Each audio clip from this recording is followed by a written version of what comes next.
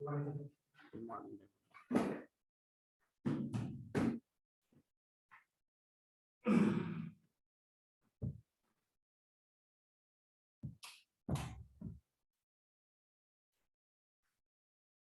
दिन पूरे ऐसे निकाल दिए यार, 5 दिन ऐसे निकाल दिए देखो।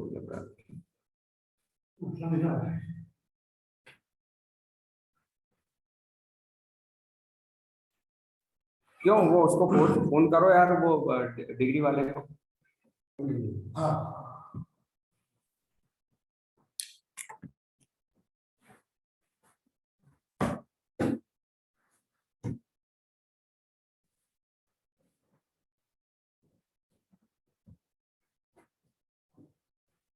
ठीक है।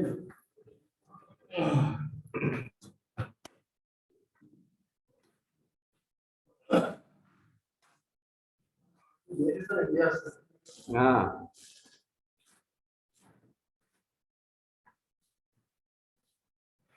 ये एक IAS ऑफिसर, उसको फोन कर ले, फोन कर ले। नहीं अवेलेबिलिटी पूछ लेते हैं कि वो फ्री है कि नहीं, तो फिर आप कर देगा ना जल्दी चाहिए।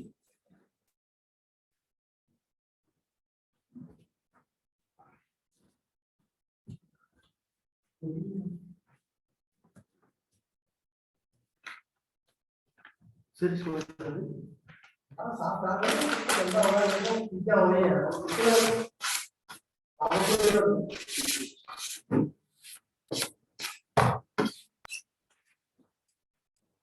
पावर वाला किसका भी लगाओ, पावर का लगा दो।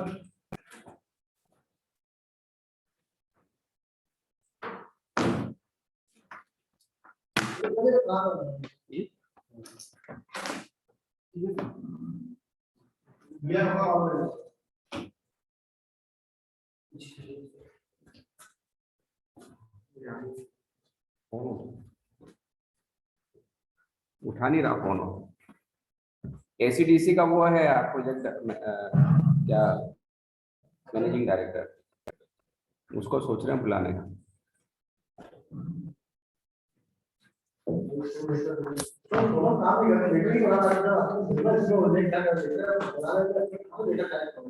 उसको उसको बोलो ना कि कैसे बनाना है करके, मेरे को तो ड्राफ्ट कराना पड़ता है यार भाई।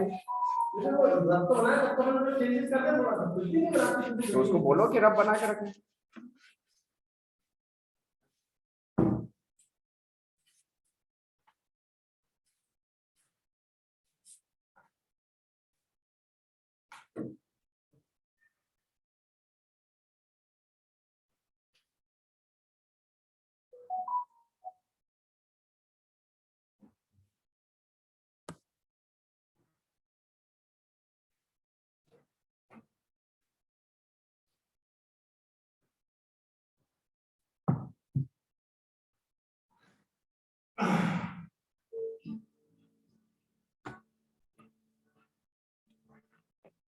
Welcome to Zoom. Please press pound, then enter your meeting ID, followed by the pound sign again. रहने बेटा भी गीला है क्या?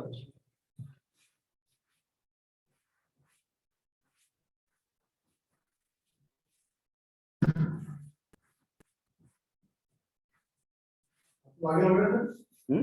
आप आगे हो गया ना? हाँ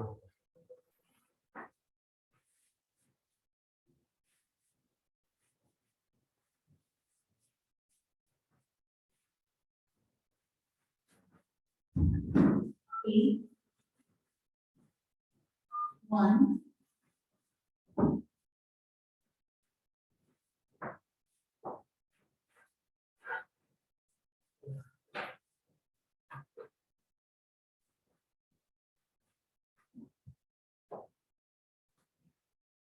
eight,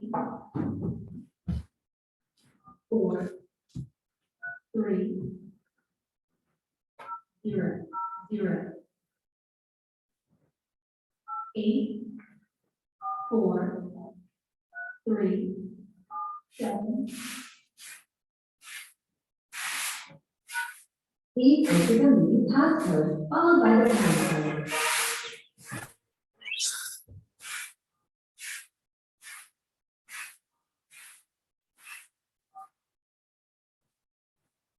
मुद्दा आगे बढ़ो।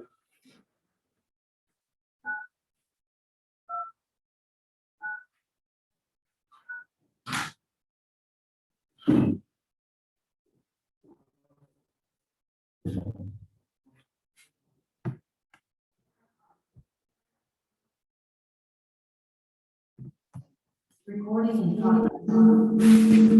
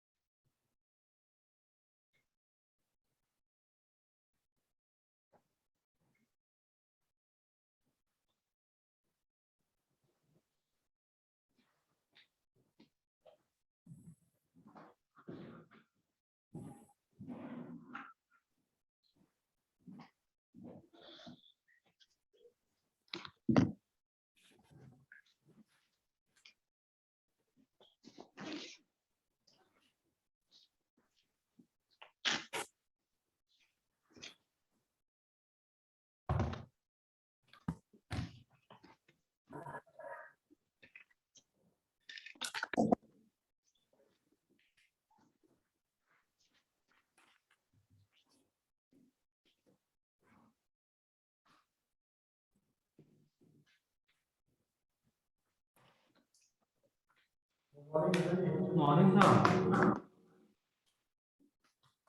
आपके शुगर आ गया।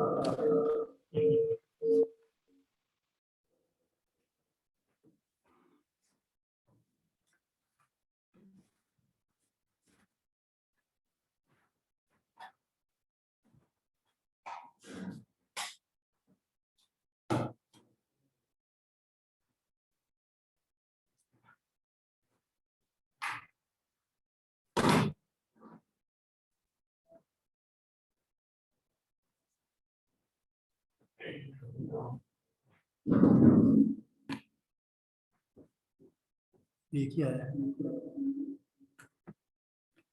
और बड़ी शांति बड़ी क्या बात है। तीन पहले दिन और आखिरी दिन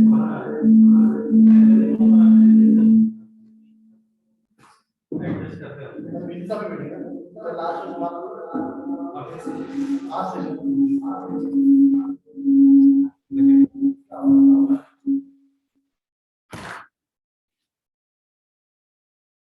इसमें सब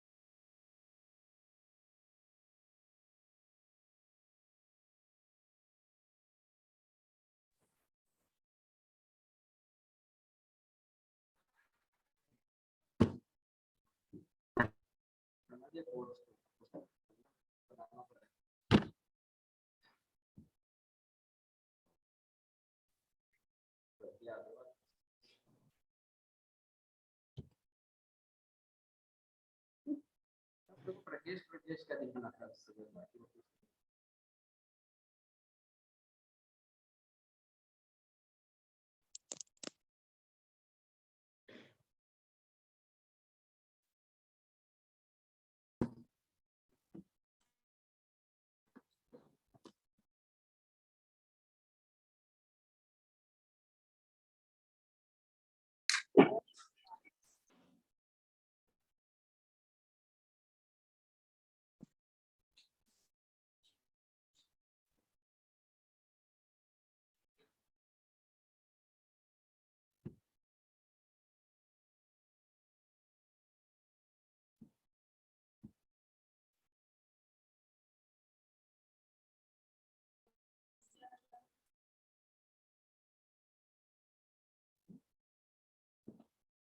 देखा ना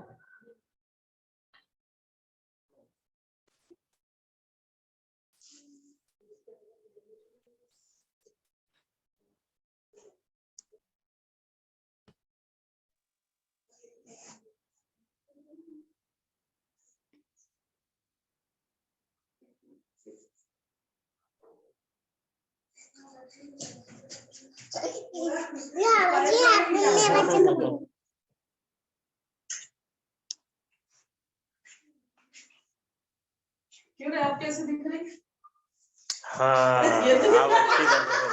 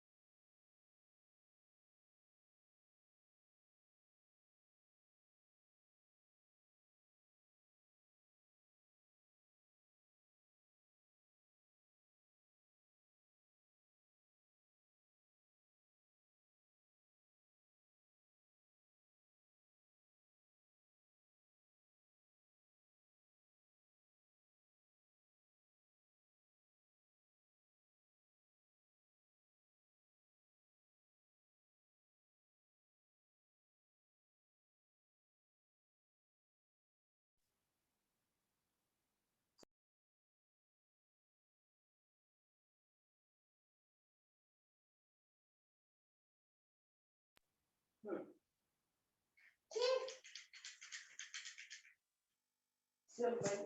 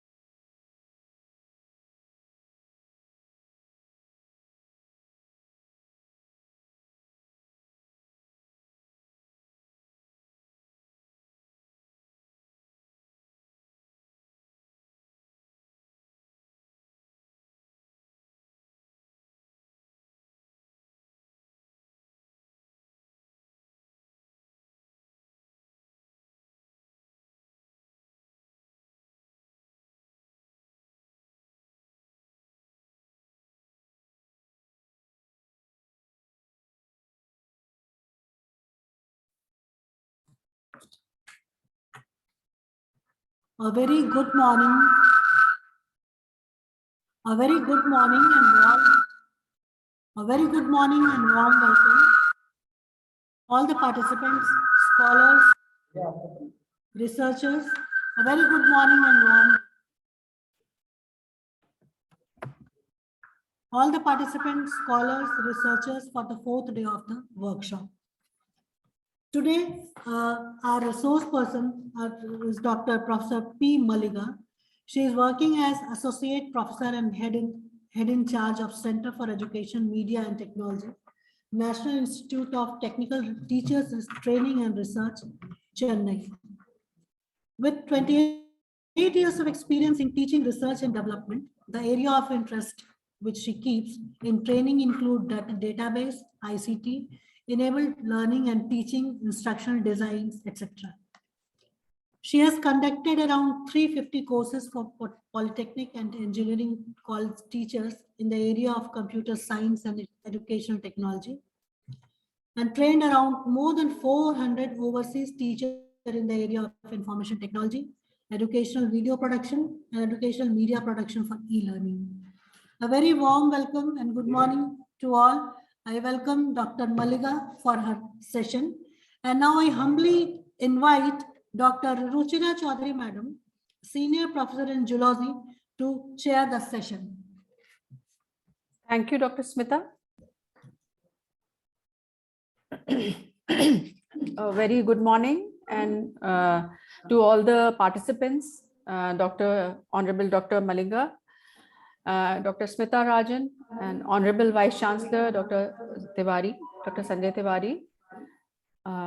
I invite Dr. Malinga to please deliver his lecture on the cloud-based LMS Canvas creating course. So please, the session is yours, Dr. Malinga. Yes, madam.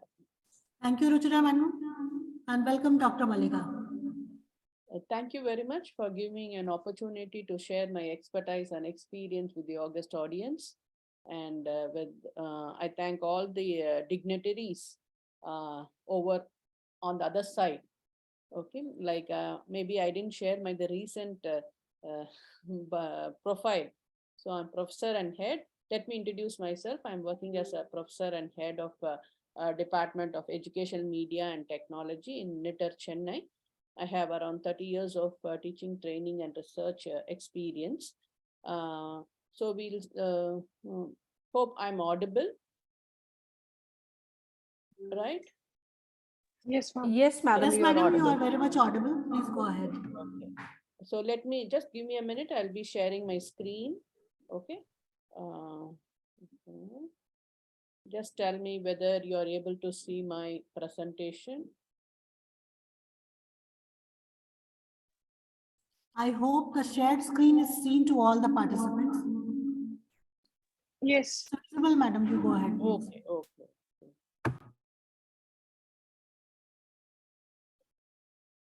Fine. So we have the morning session to discuss about the Canvas. So before jumping into the Canvas LMS, okay, I would like to ask a few questions, okay? So where do you stand and other things? So let me share my another screen also once again.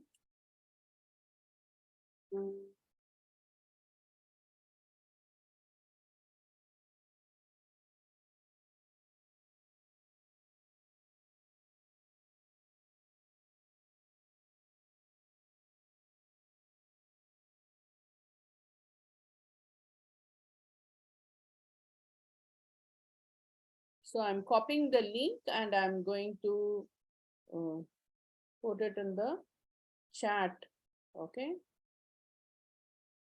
So I've just shared a link in the chat. So I request all of you to click the link and give your inputs, okay? Give your inputs.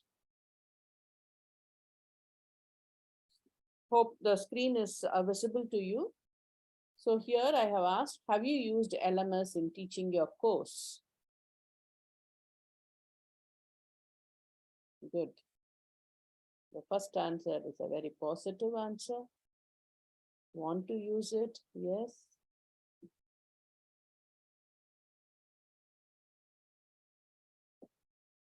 So 4 very active, very fast participants. Now 5 people have given your inputs. I request all of you to just be very active participant so that we will have a good learning.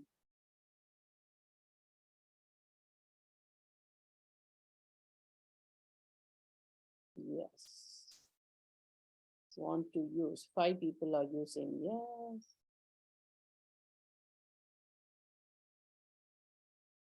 Is there any difficulty in joining?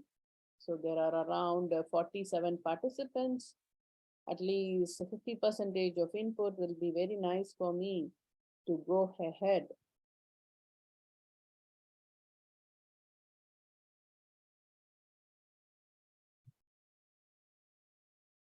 My audio is also okay, isn't it?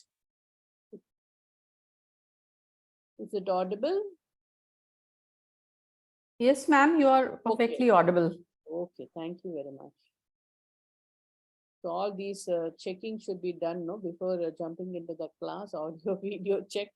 Yes, ma'am. Yes. Okay, 11 people have said, okay, yes. And so positive they are. They didn't say no, they said they want to use it. 4 people. Good. So I want more participants, okay, active participation. So let me go to the second slide, okay. You can just keep the same link only, okay. So the question here is, have you used Canvas LMS? Yes, no, not heard of it. Okay, have you used Canvas LMS? The second part, not heard of it. One, okay. No, yes.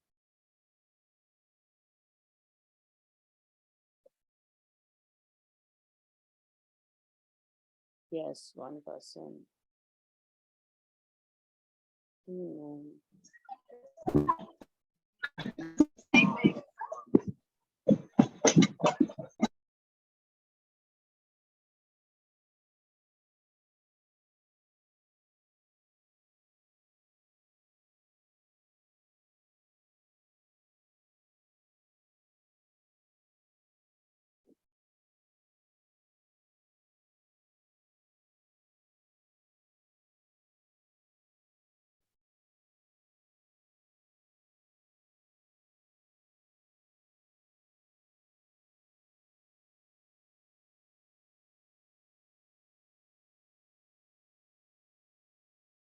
Yes, 8 people have given your inputs. Out of 8, 6 people have said no, and 1 has said yes, and 1 has said not heard of it.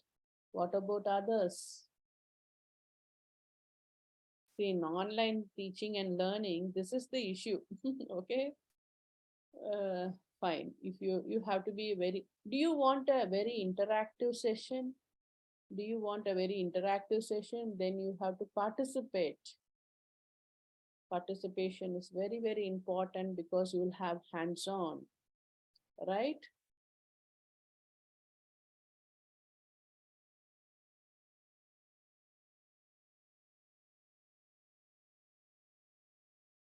Okay, some people are answering using the chat window. Many of them have said no, but it is paid. I think somebody is saying, okay, Sunita madam is saying yes, but it is paid, I think.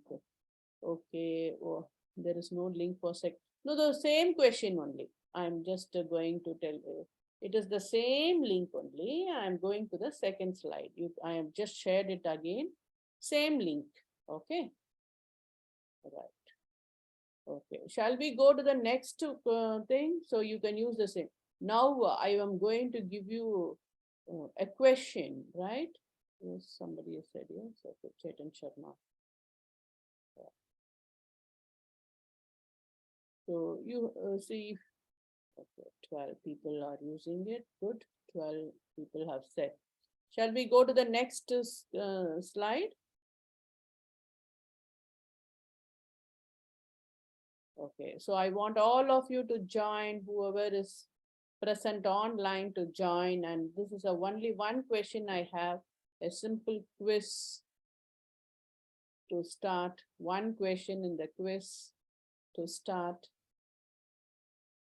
So 7 people have joined. I want all participants, just click on the link, the same link which I have shared. Yes, good. Good.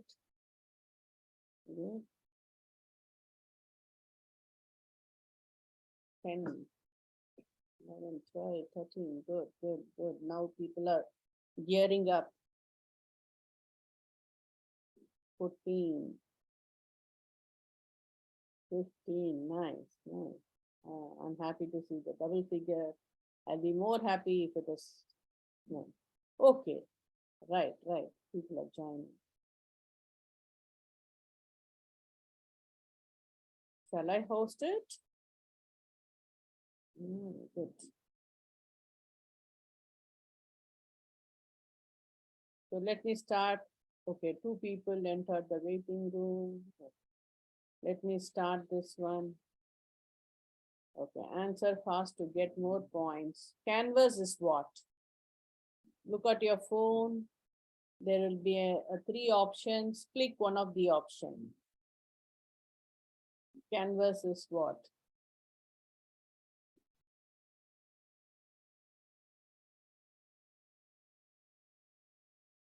So you have just few seconds more to answer it.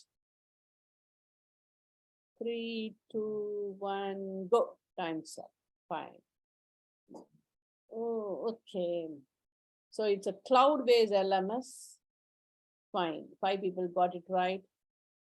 It is the open source LMS. Like you cannot customize it, but there is a community working on it. It's a cloud-based LMS. It's not open source LMS, but it is free for teachers. Okay. So it is not a proprietary software or proprietary LMS. Like LMS, you know, it's a learning management system where it is an application or a software where the teacher or an instructor can construct or create a course, and he can put all the content with respect to the course, and he can host the activities, assignments, and he can invite the students. So it is an interaction between the teacher and the student, instructor and the learner. And let us say nowadays we are all, after this pandemic, it's all new norm, isn't it? That is your, what is it? You go in for an hybrid or blended, sometimes online courses. The students do that, right? And we encourage that also. So if you want to have, you can switch off the videos. If Ravindra Kumar, you can switch off your videos if you're traveling. Okay, it might be a disturbance to others looking into the video. So I think he wants to attend it. He's coming very fast with a bike or I don't know.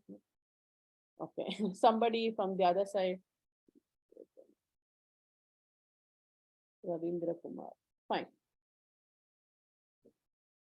I will do it. Fine. So Canvas is a cloud-based LMS. Right. I'll talk more about it. So the first place goes to, okay, who was correct? The 5 people got it correct. Out of 5, the fastest finger. Okay, Pragalya. So very fast, flower shower in the morning. Very good. Thank you very much for your active participation. Fine. All right, let us end it. Let me go to the slides. Okay. Now, so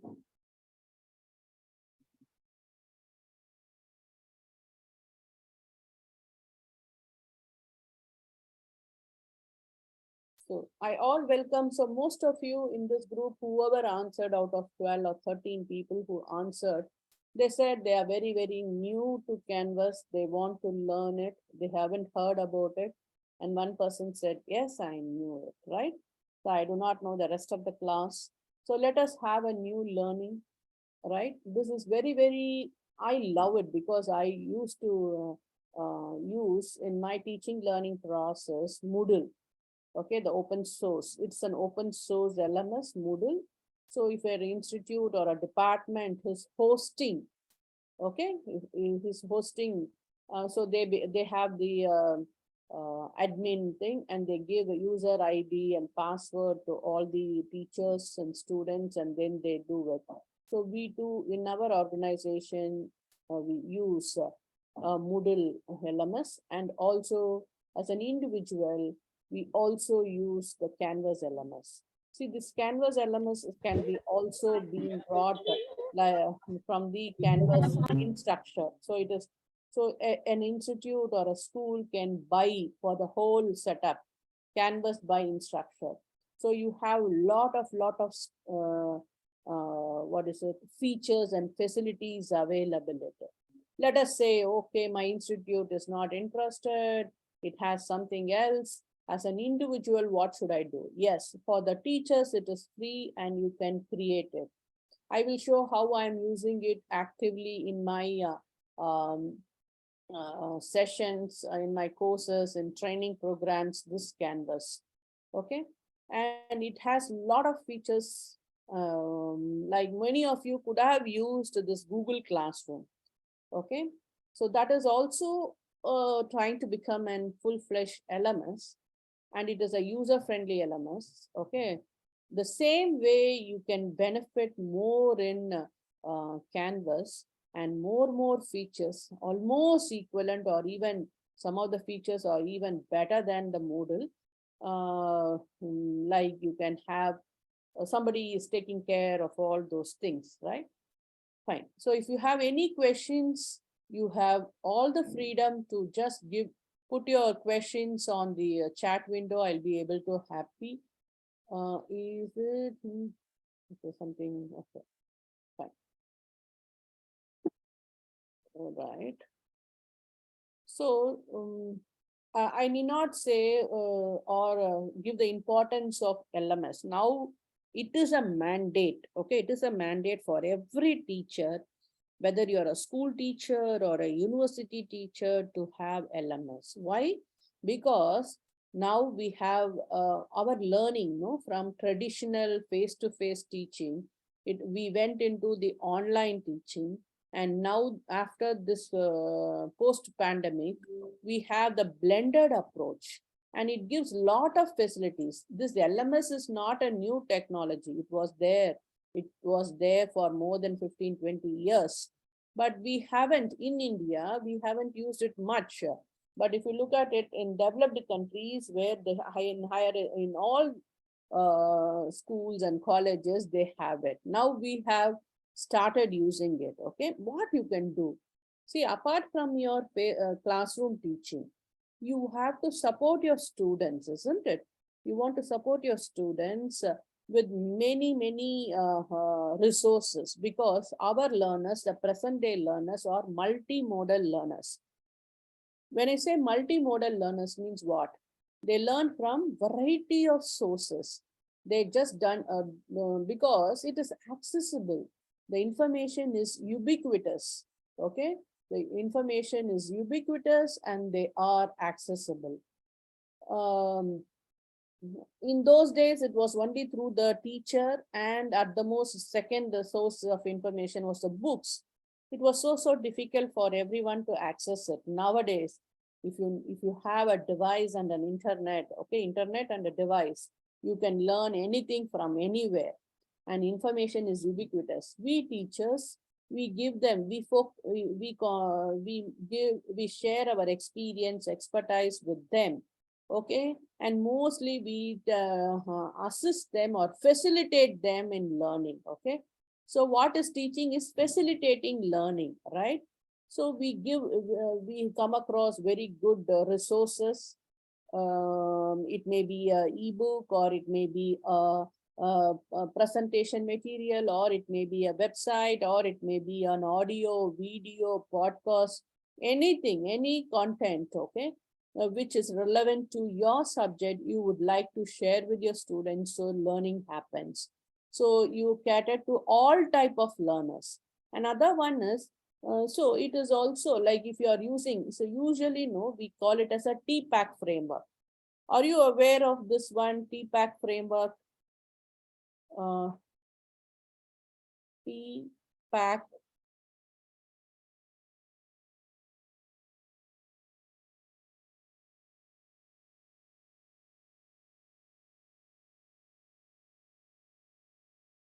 Okay, somebody is waiting. Are you aware of what is TPAC framework?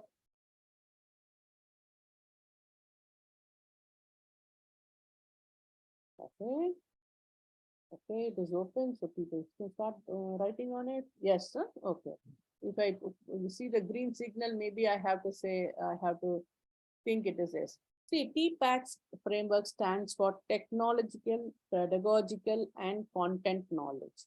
Any teacher, okay, in this 21st century should have the 3 types of knowledge.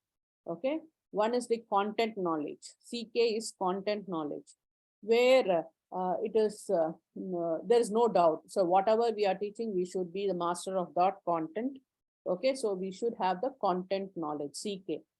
And you should also have the P, that is the pedagogical knowledge. So C is what to teach, and P is the pedagogical knowledge is how to teach. Okay, you should know how to teach.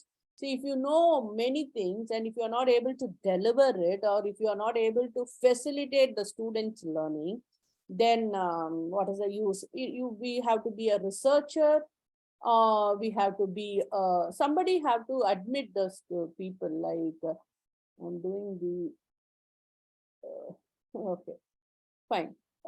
So you have this pedagogical knowledge, content knowledge, pedagogical knowledge, and the technological knowledge. Technology, see, without in this era, only content, and you know what to teach and how to teach. Without technology, without integrating technology, then we cannot give personalized learning environment, because in our classes we have 60 students, for more than 40 students in our undergraduate programs. If you like, are we able to give individual attention? Right? Are we able to give individual attention? It is not possible for us, no? So what we have to do, so we have to use technology to integrate in our teaching learning process, so that with meticulous design and implementation, we can give personalized, individualized learning environment for our students. Okay, so it is a must that we have to use a LMS in our teaching learning process. So you can choose many, there are different LMS, all right? So it gives you not only the place to share the resources, activities, and assignment, you can also get the analytics, how well your students are learning. What are their, when do they learn, how much they learn, how much time they spent on on a video or on some assignments. All these analytics can be captured through this software.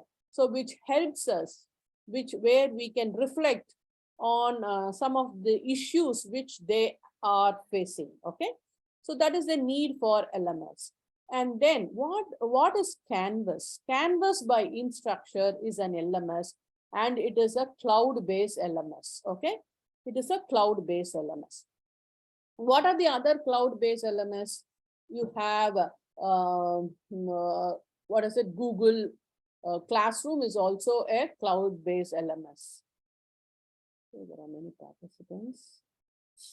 Okay, even Google. Okay. 1 second.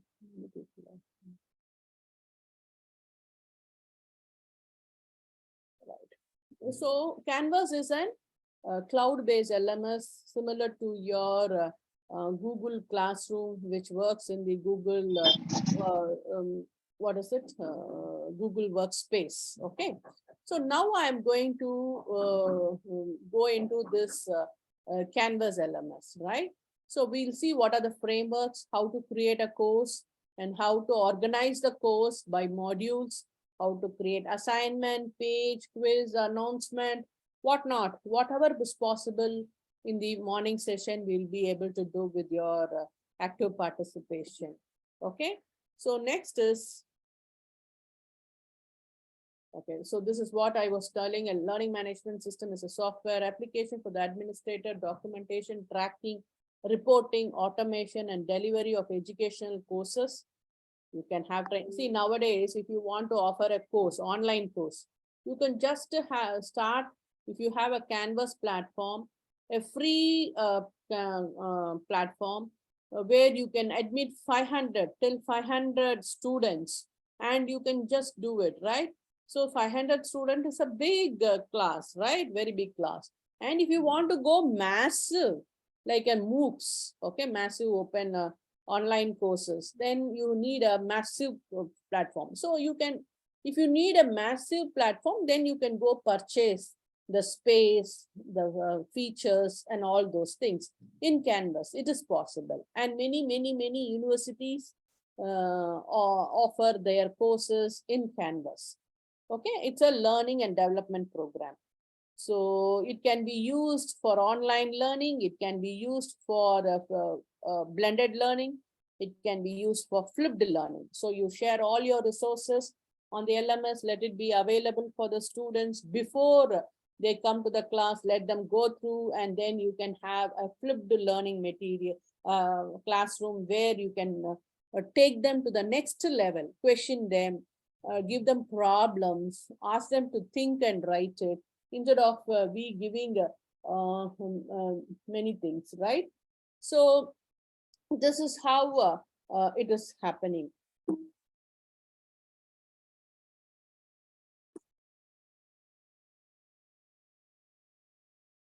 Okay, so Canvas is an LMS or a learning management system that allows teachers to take their teaching and resources online.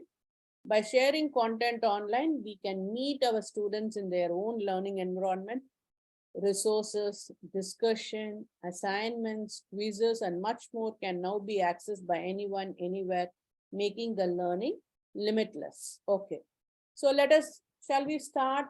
Shall I start demonstrating how to get started and how to work on it? Just put yes if you're ready for the class in the chat window. Just why Yes, or ma'am. yes. Yes. Okay. Okay. Good. So let me. Yes. Bajpai raised hand. Like any issues or any questions you can ask me.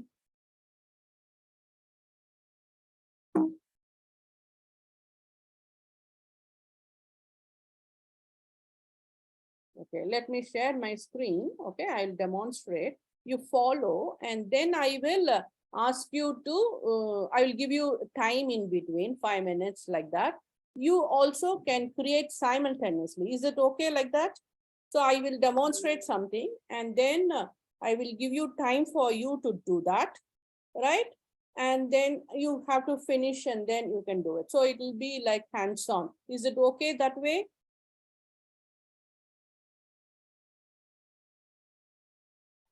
Yes, ma'am. Yes, yes, okay. Yes, ma'am. Right, thank you. Okay. See, somebody has to say yes or okay, because I'm not seeing all your faces, no, so that it keeps going for me, right? So let me go to this slide. See. Okay, let me close it, all these things.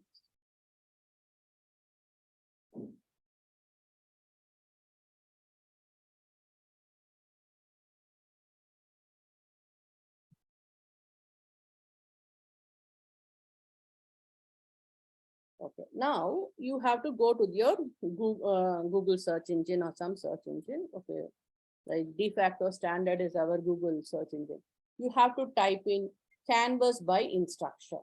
Okay, you have to type in Canvas by Instructure, or you can also use this canvas.instructure.com. That is the place where we have to go. So if you click on it, it is going to ask you this one. See, on the top, you have, you can see that need a Canvas account, click here, it is free, right? So what, first thing, no, if you do not have a Canvas account, you are very, very new to it, or you want to create a teacher account, okay? So we are all teachers. So you want to create a teacher account. So what you have to do is, first thing is go to click it's free, okay? So here, sign up now, it's free. I am a teacher, I am a student. Parents can sign up here. So the first thing, if you want a teacher account or you are new to Canvas, go to I am a teacher. Okay, you have to click I am a teacher. And then you can see there are some instructor tools are available. Okay, so you can just go through it. A chatbot is available. It is all AI enabled. It is also AI, artificial intelligence enabled LMS now, right? So you can just click on your name, right? You can click on your name, whatever name you wanted. Okay, your name, and then what is your account type? Select it. See, a teacher can create a course, okay? If you select it as a student, then you can join some other teacher's course, okay? So if you want to create a course, you have to select the account type as teacher. This is very, very important, okay? Right? This is very, very important. So select it as a teacher. Then give an email address. The email address will be your user ID. You can give any email. See, if you want Google Classroom means you should have a Gmail account, isn't it? Here, nothing. Even you can use your institute email or Gmail, Hotmail, Yahoo, or your institute email, anything.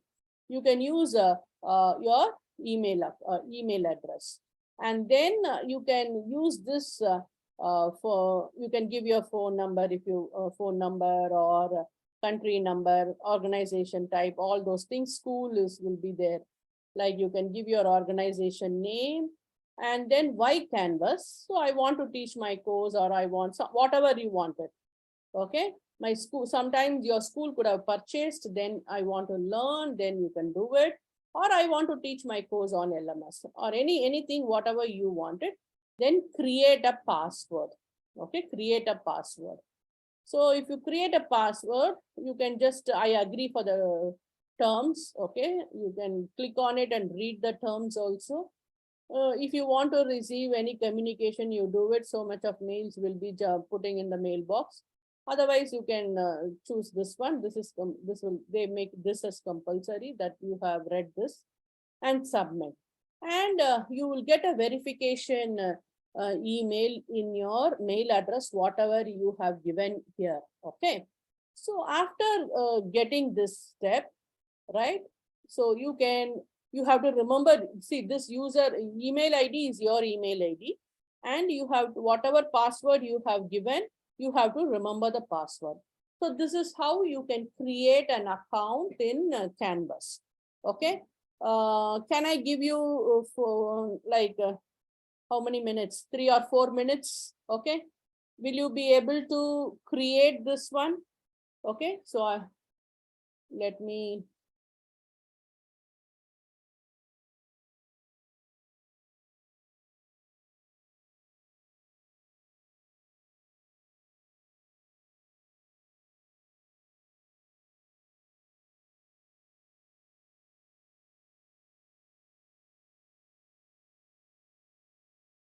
Okay, I'll share the details. I'll share the, where is it? In the chat window.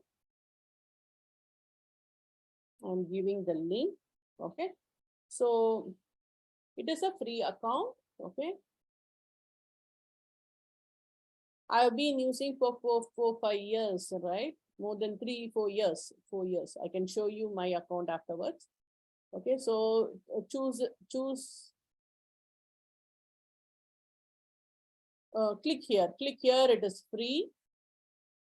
So you will be getting this window. Then sign up now, it is free. I am a teacher. Okay. Then rest of it, you follow it.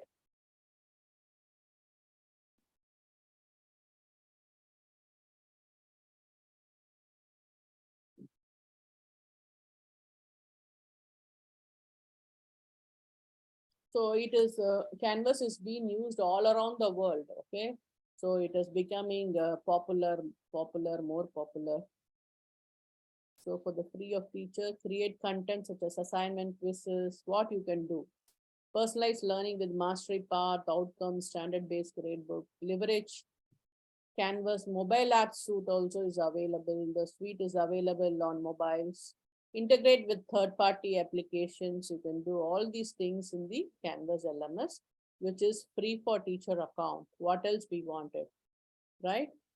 So if your institute is providing some LMS, use it. If it not, use this one. And for your individual things, no, let us say you want to run an online course individually. Okay, you can use this Canvas very much. You cannot use your for your individual course, you cannot use your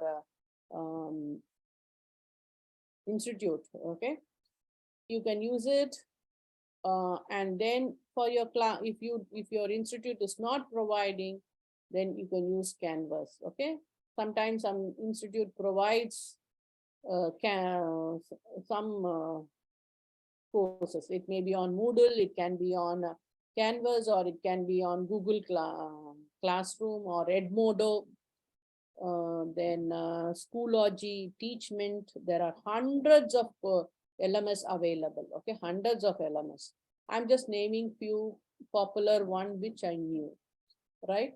And then even Blackboard is there. Blackboard is a wonderful proprietary. You should not draw on the board. Okay, so you should keep working. Right? Fine. So can I clear my screen?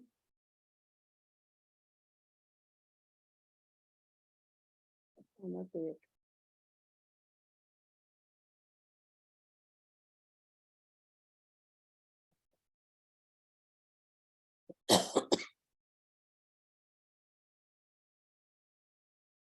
Okay, if you have done, if you have created, you want anything, you have to unmute yourself and then do it. Don't, it is not a collaborative tool to do it, right?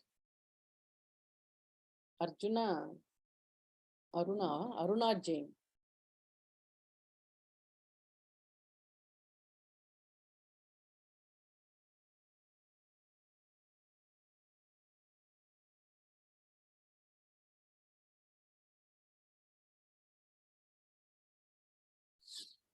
Okay. Yes, Renu Rajesh has said, yes, done. Okay, Sunita, okay, you're using a Canva, that is Canva or Canvas? Canva Yes, is ma'am. Canva, huh? Canva, paid, I Canva, think. yeah, Canva is another tool where you can create posters, greetings, infographics. That is that is a paid one. Okay, that is not an LMS. Canva is not an LMS. I can show you. I have Canva. Hey, what is this? This is not Yes. Canva. This is Canvas. People started. Okay, so fine.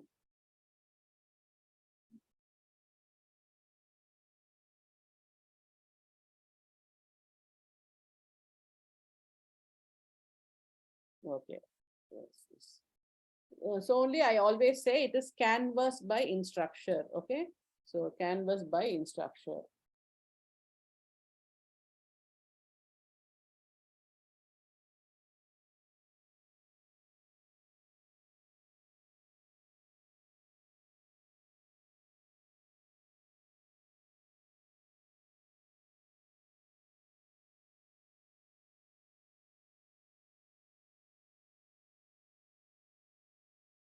Okay. And, can I proceed? Can I proceed? People are okay. A few people have said Yes, ma'am. done. Yes. Okay. So you are able to go and verify in your email. Got verified your account. So after creating, you have to go to your email account. Okay, verify it. Okay. So because then only you can proceed further. Right. Then one time thing. So let me go to Canva. Sorry, Canvas.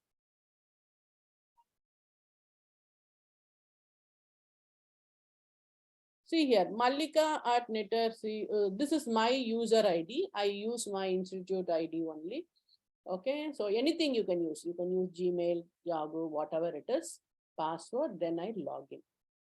So when I log in, you can see there are many things available here. Okay, so you can see there are published courses, 17 courses I have.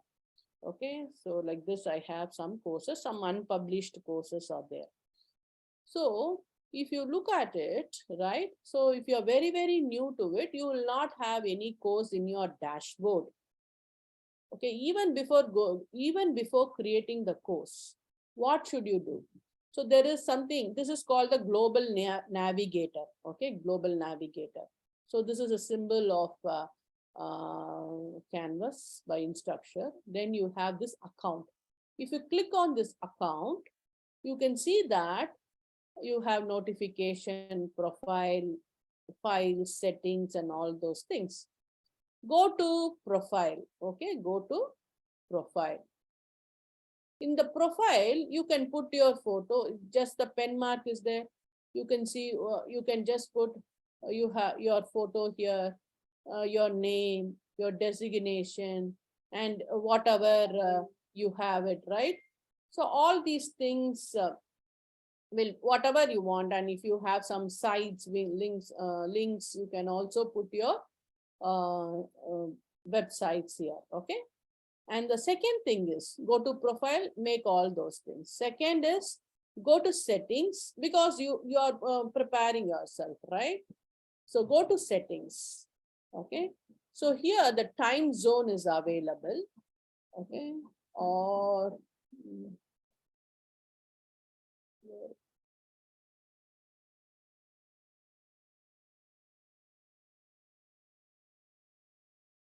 okay, all the settings are available here. Just leave it out. I'll tell you afterwards. Or you can go to settings, edit.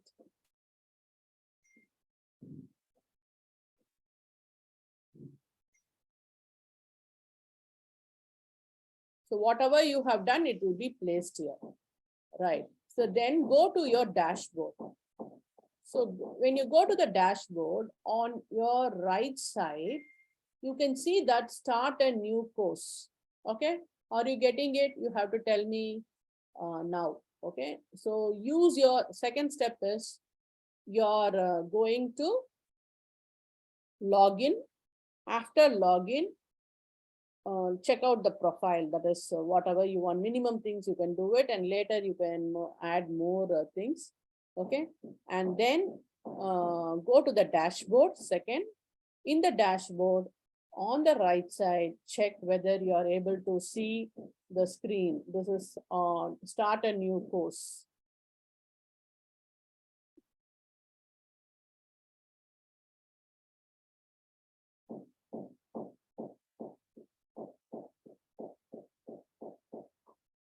Okay, start a new course. When you say start a new course, then you can just put some course name.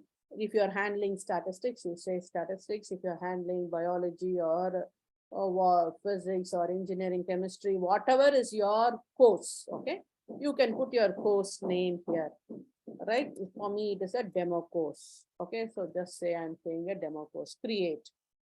That's all. You can create a course.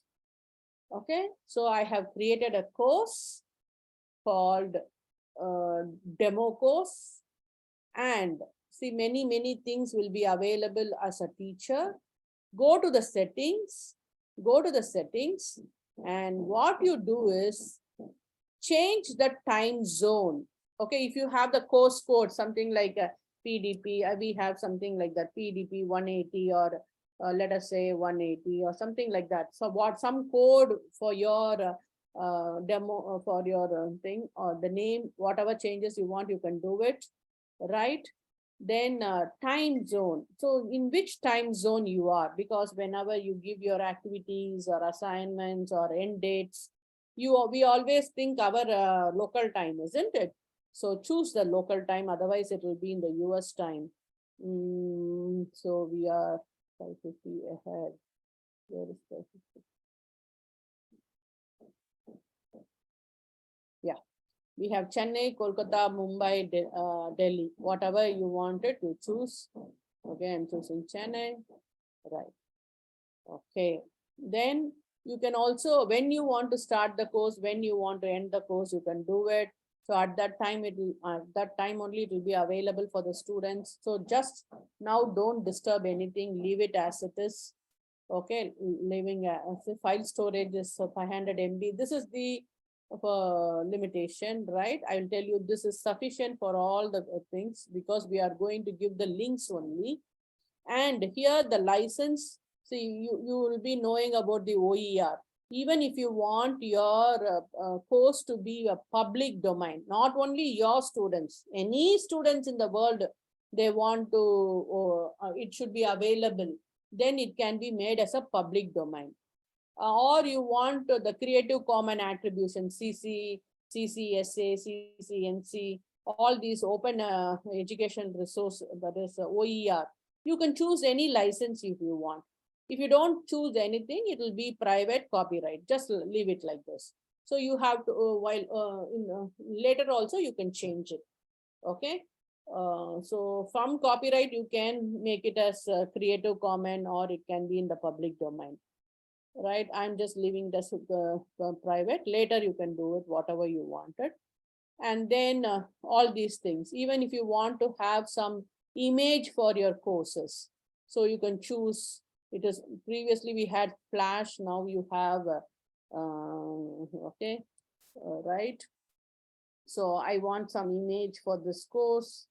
So let us say, okay, if you are going to teach Moodle, the Moodle symbol is there, or something like that. Okay, so let me have this one as my thing, and then update the course. Okay, so now we have created the course. If you go to the dashboard, in the global navigator, you can find your course. Oh, where's my course? It will be in the unpublished course. I have not published it. See, just now I created demo course PDP 180. I just put this file. Okay. Will you do this till this? And then say yes or thumbs up in the chat window. I'll be happy to proceed further. So first thing, you after creating the your account, free account for teachers, and then you can log in. After login, go to the dashboard, go to the left side, right side, you can see start a course. Okay, so on the you can see that start a new course. You will be seeing this one. Click on this and then give the name. After that, and go to the settings and do the time zone setting to the local time. Then give your whatever you want, like a name, then photo or some picture you can add on. Okay, so I'll just keep my mouth shut for 2 minutes. You can do it. Okay, Rahul, yeah, good. People are very nice. People are doing it.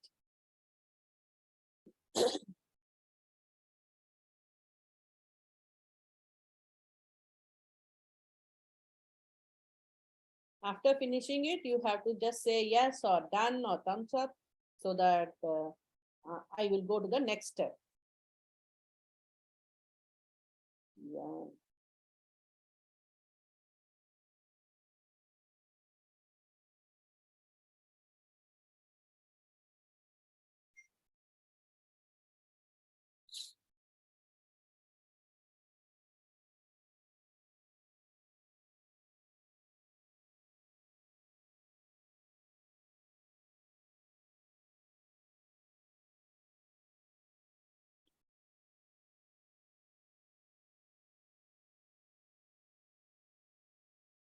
Okay, shall I proceed? Yes, ma'am. Yes, thank you. Now we have created the course and it is available in the unpublished course. So if you want to work on that course, just click on it. You can see that you have. When you click on it, what happens? It goes to the module. What happens? It goes to the, by default, it will go to the modules. So here is a place where you have to organize. So you have to, for a course, you can have modules. What is modules here? Like Canvas uses this term. Modules, you can have, you can organize it as unit 1, unit 2, unit 3, or lesson 1, lesson 2, lesson 3, or chapter 1, chapter 2, chapter 3, or day 1, day 2, day 3. Like that, you can have an organization. So let us, first thing is, after creating the course, you have to create a module.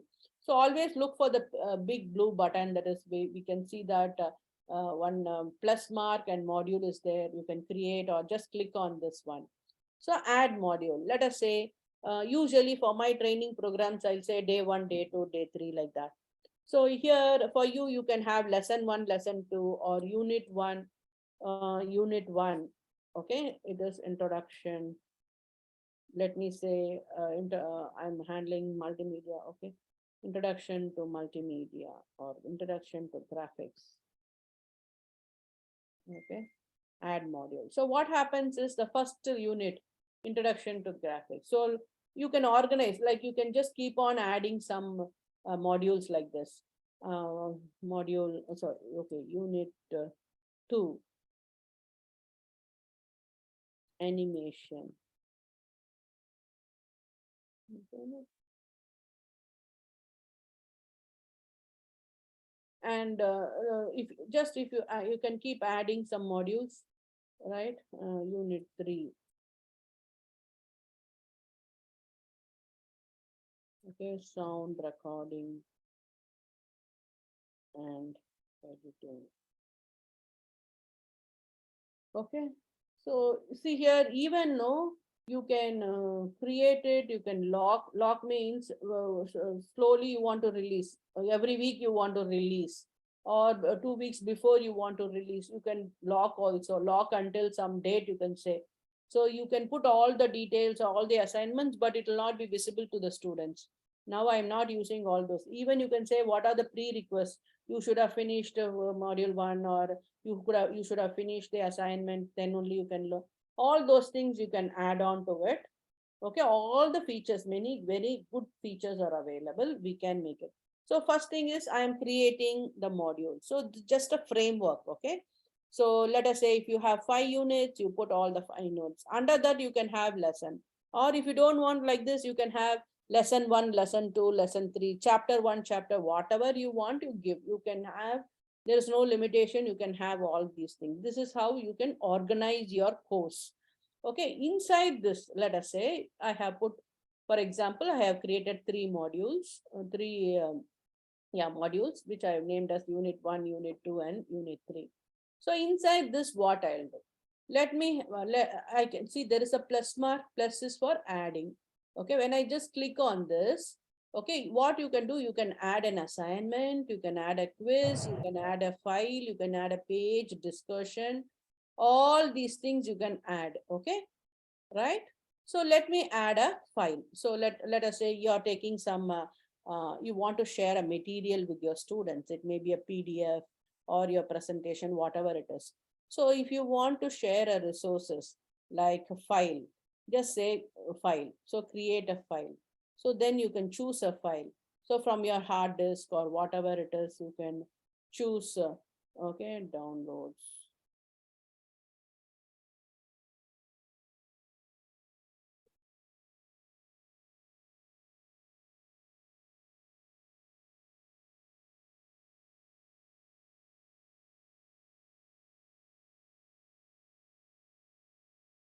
Okay, something like that. Or some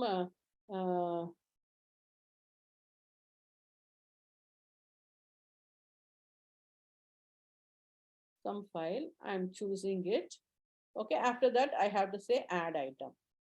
So this file is been added. Okay, if I then you make this as publish. Okay, you make this as publish. I'll come to that. If you click on this, so this is how the students will be seeing. Okay, the file will be available here. Okay, so okay, some schedule I have uploaded. Okay, so we have the schedule here. Fine. So for it is on OER and open. So some file. So the students can download it. See, they can download it. They can view it. All these things they can do it. So you know how to share a file now. The second thing is, okay. So let me add one more item. So let us say I want to create a course on a lesson on graphics, something like relevant to this one. So I have to, if I want to create a lesson, I have to say page. Okay, create a page, like it's a page where the students you can embed a text, you can embed, you can put text, audio, video, any images, all those things. Let me say raster and vector graphics. Let me say this is the lesson on raster and vector graphics. Something comes to my mind. Okay, just I have given just the page title. Okay, if I click on it, you can see there is an edit button. Okay, there is an edit button here. Okay, click on it. If you click on edit button, you can see one editor is available with all the, like, just similar to your Word document or something like that. All the features are available. So you can put some, you can create a lesson here. If you have some material or things, okay, you can copy, cut and paste it here, right? With the images, with the thing, or if it is already a file, means you can upload it as a file. Okay, let me just say what is raster and vector graphics. Okay. I don't have the notes, I'm just using for example only. Okay.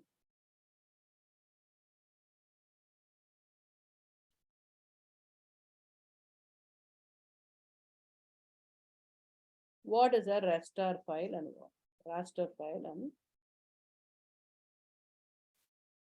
okay, let me just go here, just cut and paste.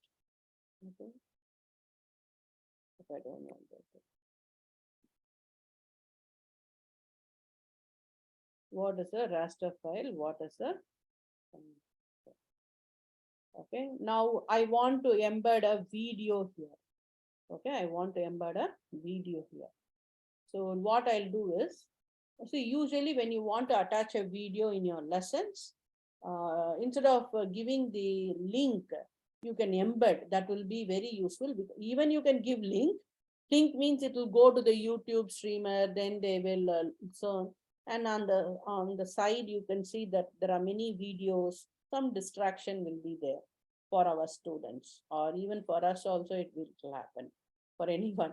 So in order to avoid that, what we'll do is we'll embed.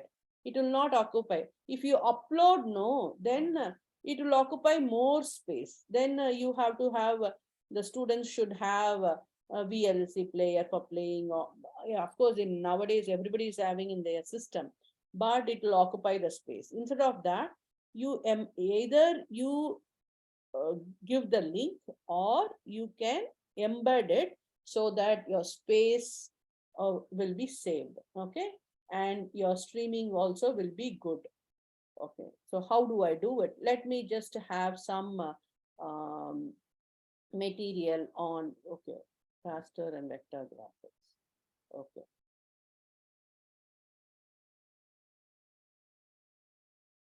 Okay, so it's a Hi, this is Anne from Design Bundles, and today is all about raster and vector graphics. So the main thing to remember with raster graphics is that if you resize them, you're going to lose quality. They're going to look blurry. So what is a raster? You can choose whatever feature you want, okay? So and with vector graphics, you can make them as big. Raster graphics versus vector graphics, what's the difference?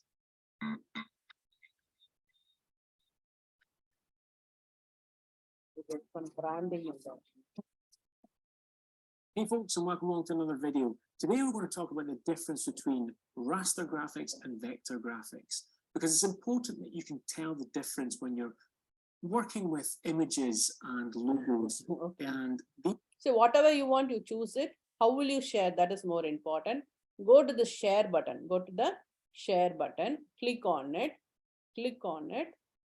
Okay, so click on it, and then you can see there is an embed video. So again, I'll show you. Click share. There is a link here. You can, if you copy and paste, it will be a link. Okay, other one is embed. Go click on this embed. There will be an iframe code available. See, copy is also available. Just copy it. Okay, copy it. Come to our canvas. Come to our canvas. See, you can see an embed. That cloud embed symbol is there. Here, just paste it, Control C, Control V, okay? Paste it, submit. So this is being embedded, okay, here. And then again, you want to write something here, you can just do it, okay?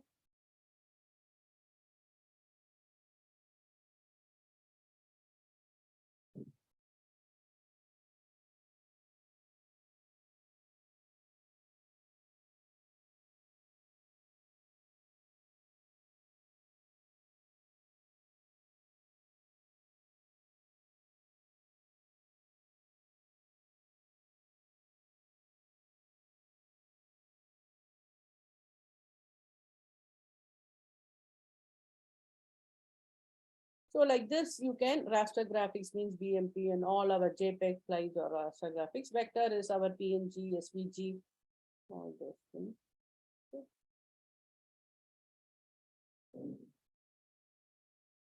Our PDF and all are vector graphics. Okay, some content you are putting it for your students. Okay, right. Then all those things, save and publish, or save whatever you want it, you can do it. So a lesson has been created. So this lesson will be having some text. It will be having a video, some text. You can also put some audio. You can put any external link also you can create. Let me say you want to again add some more. Go to edit, and then you can also add many things. See, let us say there is a link you can create it. You want to create a link. Let us say this is a very good link. Maybe we will use this link for them to learn more or whatever. For example, I'm showing. Okay, where is our thing?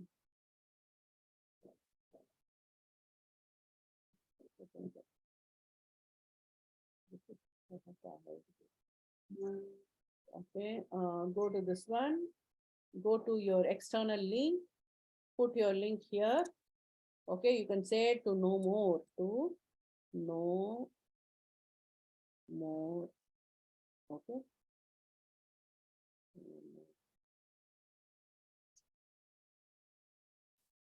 Or to learn more. To learn more. Click here. Okay, like this, if it is done. So you will get a link here. If you just, when the students are opening this page, if they click, it will go to their external thing, right?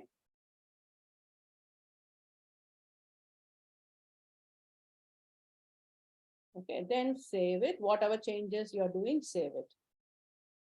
So here, you want to know, see, there is something called student view also.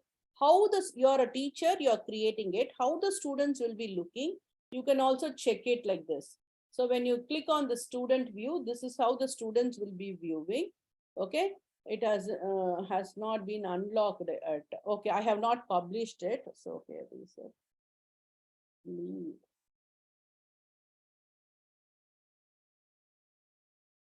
okay, so all these things.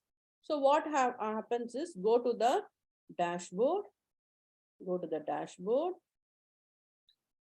How to publish this? Just click on publish.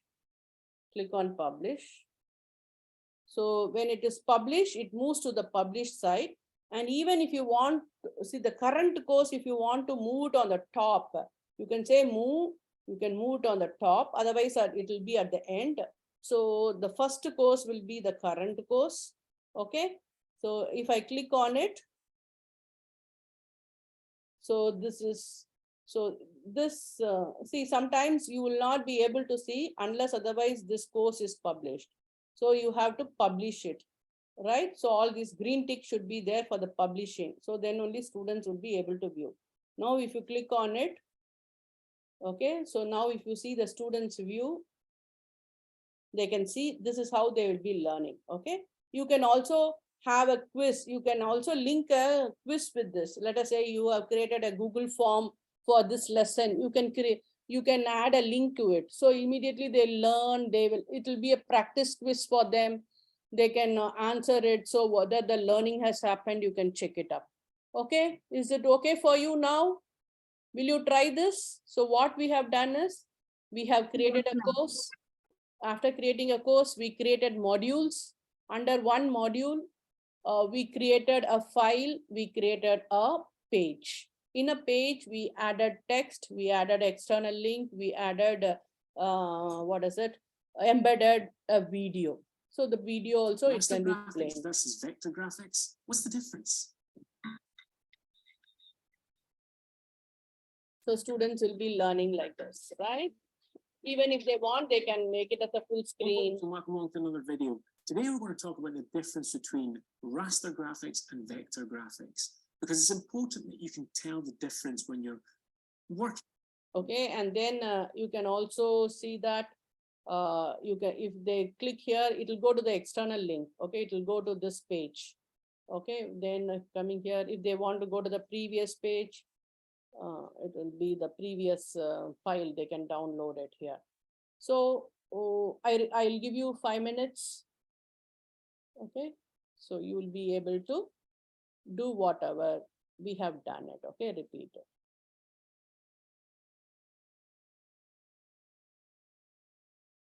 No problem, no problem. You are able to view, that is there. Rahul, student view is different in my practice. Maybe the color is different, or sometimes I started using for 4-5 years back, right? So yours maybe a new one. So some changes could be there, but whether you are able to see that is there.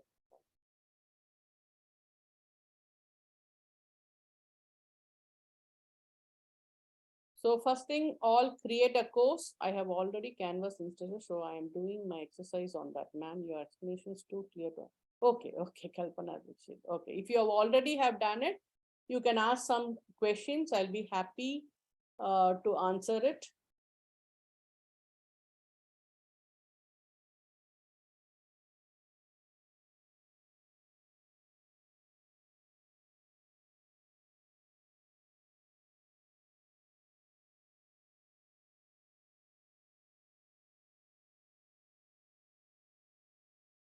Can we provide certificate? You can embed, you can have the provision of integrating the external tools. There are hundreds of external tools, you can do it.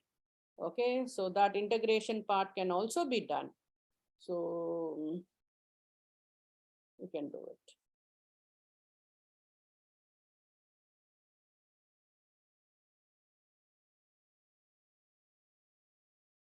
Go to modules.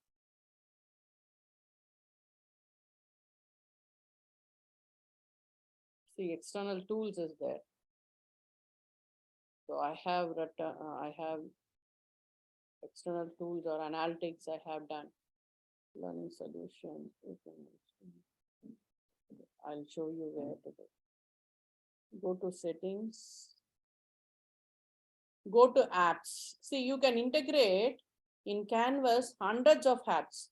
So where you have to go and integrate the apps, let us say you are using some other software for teaching, let us say geography or history, some apps are available, or dictionary or world map or any tool, okay, Edpuzzle, something, whatever it may be. Okay, just go to the apps, see that, or just see all, or you can search for the apps here. Okay, all the apps which the Canvas support is here. So the schools, if for the school teaching and other things, they want Atlas, they want online, many things are there. So hundreds or more than hundreds of things are available. So some will be paid and some will be free. If your institute is using it, then they will do it. Or if it is a free, anybody can use it. Okay, so code lab. See, let us say you're teaching programming language. You can integrate this code lab here itself in this one. So let them do it and submit it here. So all those things, many things, curriculum matter. Ma'am, please repeat these things. Please, ma'am. No. There was one question from, what is it?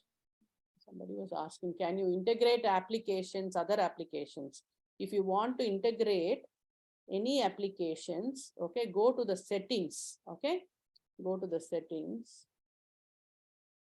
Go to the settings. Usually it will be in the course details, no? Go to the tab called apps. So all the apps will be there. Then you can choose the app and you can install. See, if you look at it, look at my thing, my installed apps, is there anything I have installed, it will come. Okay, if it does not install, means all the apps will be there. So you can keep installing some of the apps, whatever you wanted for your course. In some courses, Thank you so much. Got it, ma'am. Thank you. This is external applications. Okay, you can see here it is LTI is what? You will have the integration. Okay, that is learning tools, integration tools. Okay, LTI. All those things are available with the Canvas. So you can have that. Like most of the LMS does it, yeah, even Moodle, Google Classroom, but this is very, very nice. They have used it. Okay, so what happened to our thing?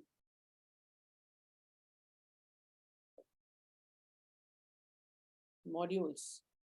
Go to the modules.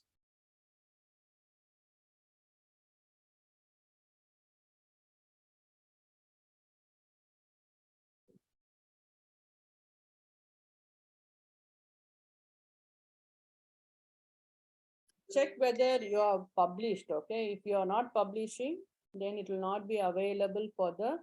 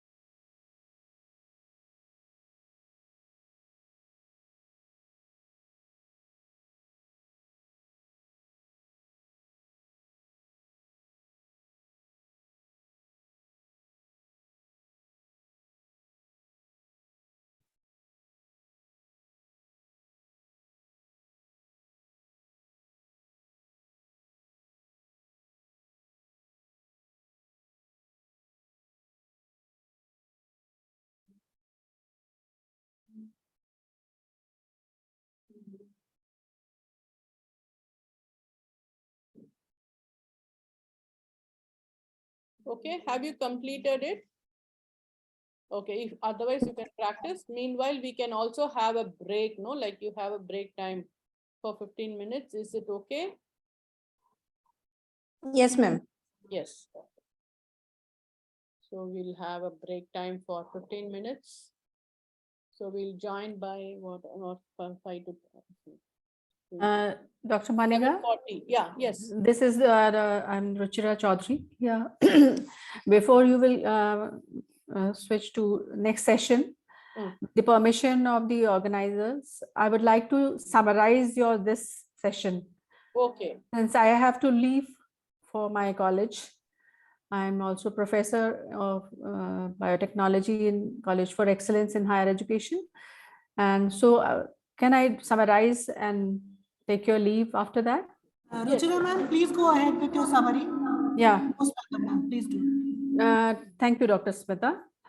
So I would like to thank Dr. Maliga for very informative, interactive, and highly beneficial lecture and hands-on activities on cloud-based LMS, a Canvas creating course. We all know Canvas is cloud-based LMS from InStructure, which is, as she told us, that it is free for teachers, and teachers can create a course and host various online activities, educational activities. So Canvas LMS is a scalable platform that can be used by educational institutions of all sizes and types, from individual classroom to large universities with a blended or fully virtual learning environment. Session was very interactive. The participants actively participated in these activities which were created by Dr. Maliga. She very nicely explained how to get started and create an account and create a course on Canvas by logging on to canvasbyinstructure.com. How we all know that post-pandemic, how this type of learning, blended learning approaches has become popular. And apart from classroom teaching, how we can support our students by multiple online educational resources. Dr. Maliga, she emphasized that the Canvas platform offers complete LMS functionality for online learning, including standard-based gradebooks, customizable student assessment, course content authoring, mobile communication, and many more. She also talked about TPAC learners, which is content knowledge, pedagogical knowledge, and technological knowledge. I'm sure participants of the workshop on LMS must have benefited and learned how to create an account, create a course on this learning management system, the Canvas. So I'm really very thankful to Dr. Maliga for beautifully and very meticulously explaining and teaching the participants how to create course on Canvas. Thank you so much, Dr. Maliga. I learned so much from you. I am very thankful to you and all the organizers. They gave me opportunity to chair this session. Thank you so much. Beautiful, madam. Beautiful. Thank you so much. Thank you. Thank you so much. I'll take your leave, ma'am. Thank you. And later on, we'll see each other.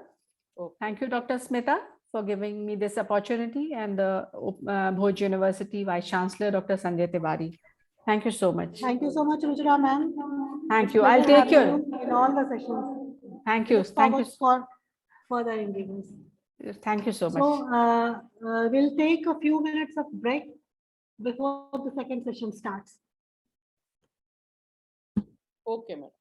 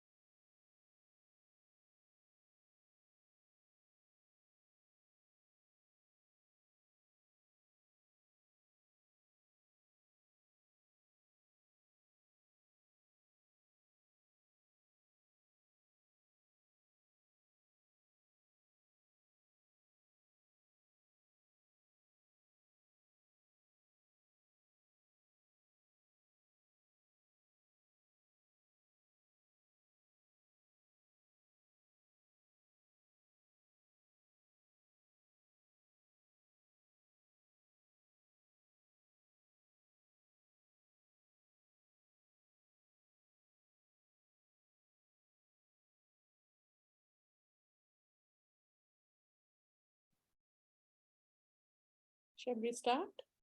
Or wait for?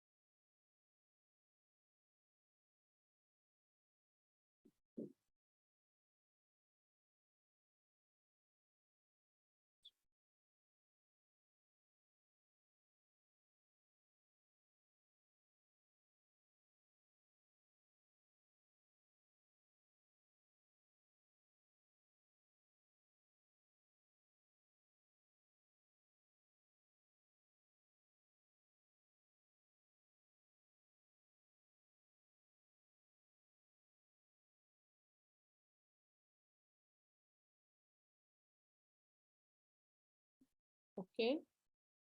Dear participants, welcome back. I'm here. Shall we start?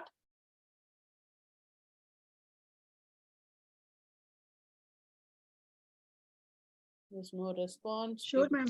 Yes, okay, okay. So just to recall, like there was a good summary by Madam. I welcome Dr. Maliga for her second session. Dear participants, please join soon. Welcome, Dr. Maliga, for your session, please. Thank you. Thank you, Madam. Thank you very much. In the first session, we saw what is LMS and what are the different types of LMS like cloud-based LMS, standalone LMS, open source LMS, proprietary LMS. And then we saw one thing that is cloud-based LMS. One of the cloud-based LMS is Canvas by Instructure. The other one, there are many LMSs available. Okay. So we had a hands-on, that is demonstration on how to create a account, okay, in Canvas, a teacher account. So the teacher account will allow you to create a course. So then you created a course, right? In a course. And before that course, you can also go to the settings and then give your profile, then give your settings and other things.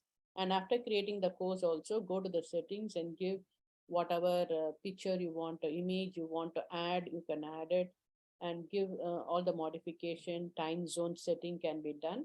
Then while after creating the course, you go to the modules. In the modules you can organize your course like unit wise or chapter wise or lesson wise or day wise. So after creating the modules, you have to click on the plus mark which is available. And then you can see this plus mark, and you can see that you can add many things, the resources and activities in the Canvas. You can add an assignment, you can add a quiz, file, page, discussion, text header, external URL, then external tool, all these things you can add. Okay, so we saw in the first session how to add a file and how to add a page. In the page, how to put the text, embed a video, and all those things we saw. So in the second session, let me create an assignment. Okay, so before that, I will also like to say how to invite your students, your people. So if you go to the internal navigator things, you can see that the people is there. If you click on the people, you can, at present, I don't have any people because I have not sent any invitation or added my students. There are two ways of adding the students. One is through the invitation, if you know the email, no, like you can just say plus people is there, click on it. Okay, click on it. You can, if you know by email or their user login ID, you can choose.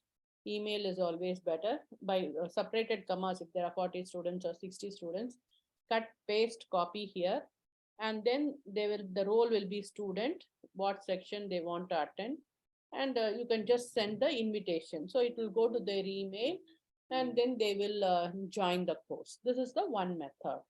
The other method is like in your when your students are attending your sessions, Then you tell them, okay, you have to join. If you want to send through an email, you can do like this. Or if they are in your class, you make them to join your session, then you have to share the code. Then how, like in your Google Classroom, no, you show the code and tell them to join. The same way how you can do it in the Canvas. So what you have to do is, there are two ways to do it.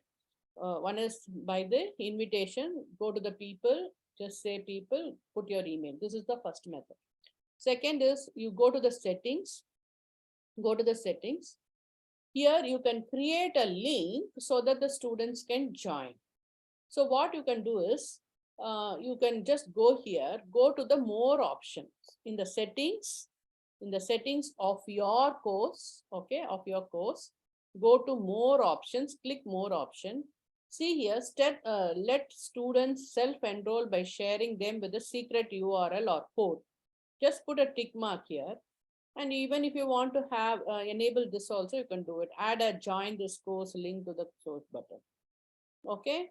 So all these things, then update the course details. When you update the course detail, what happens is a link will be created. And you can see a link here. Previously, you could have not seen. If you enable only, you create it. So for enabling it, you are going to the course navigator menu, go to the settings, at the last, click on the more option, enable the buttons, and then update the course. You will be able to do this one. Okay. Are you clear with this? The steps you can follow. If you are not able to follow, you can just tell me, I'll repeat it. You are going to the course settings. Okay. Then click on the more options at the bottom, which is available. After clicking the more option, what happens is you will get these two lines. Set students self-enrollment by sharing with them, or add a join button. Click all those things. Even if you want many things, you can learn, you can just read it, and whichever you want it, you can do it, right? And then this is for giving an invitation or sharing the invitation with a code. After that, if you update your course material, the code will be seen, and you can share the code with your students.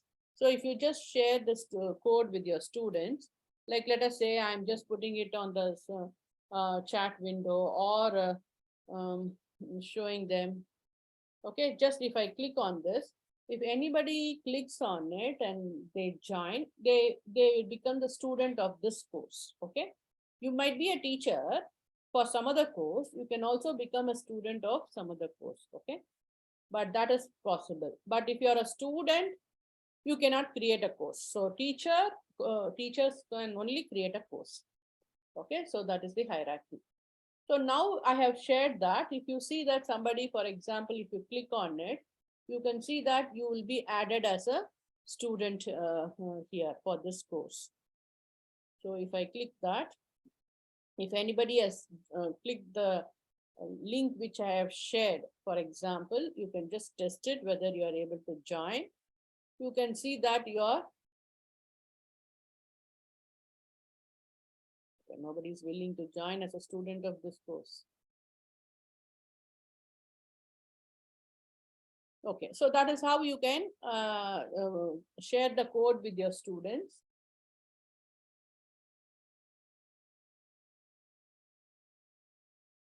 Okay, that is how you can share the student code with your students through email or through chat window or some other means. Okay, and then in WhatsApp or whatever it is, they will be admitted into the, automatically they'll get enrolled in the course. So this is regarding the people. Okay, then again, going back, shall I go to the next thing? Do you have any doubts in how to invite the students to your course?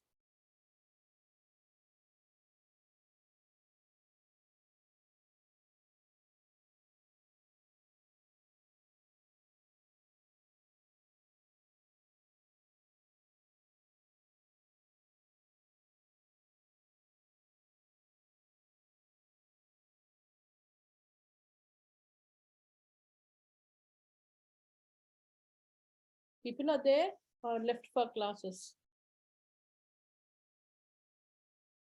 Can you please refresh it, ma'am? I have joined. Okay. Yes, ma'am, you can proceed. Yeah, yes. So two people have joined, you can see that. So when you join, you become a student, okay? But you might be a teacher, you might be a teacher for your course. Fine. So this is how you can do it, right? So this is how it has been done. So there are two ways to invite the students. One is to share the link. Otherwise is to invite the people through email. You have to go to people. So that is done. Then going back to modules, you can see that you can add an assignment. So when you're adding an assignment, so let us say I want to give an assignment. So create here. Okay, so let me say assignment 1. Okay, assignment 1. So you can give something, okay? Raster graphic, something. Okay, then add. So I have just named it. Okay, it is assignment 1 raster graphic. What should they do in this? Click on it. Click on it, go to edit. The edit is there, click on it. So here, prepare or okay, prepare an image using any tool,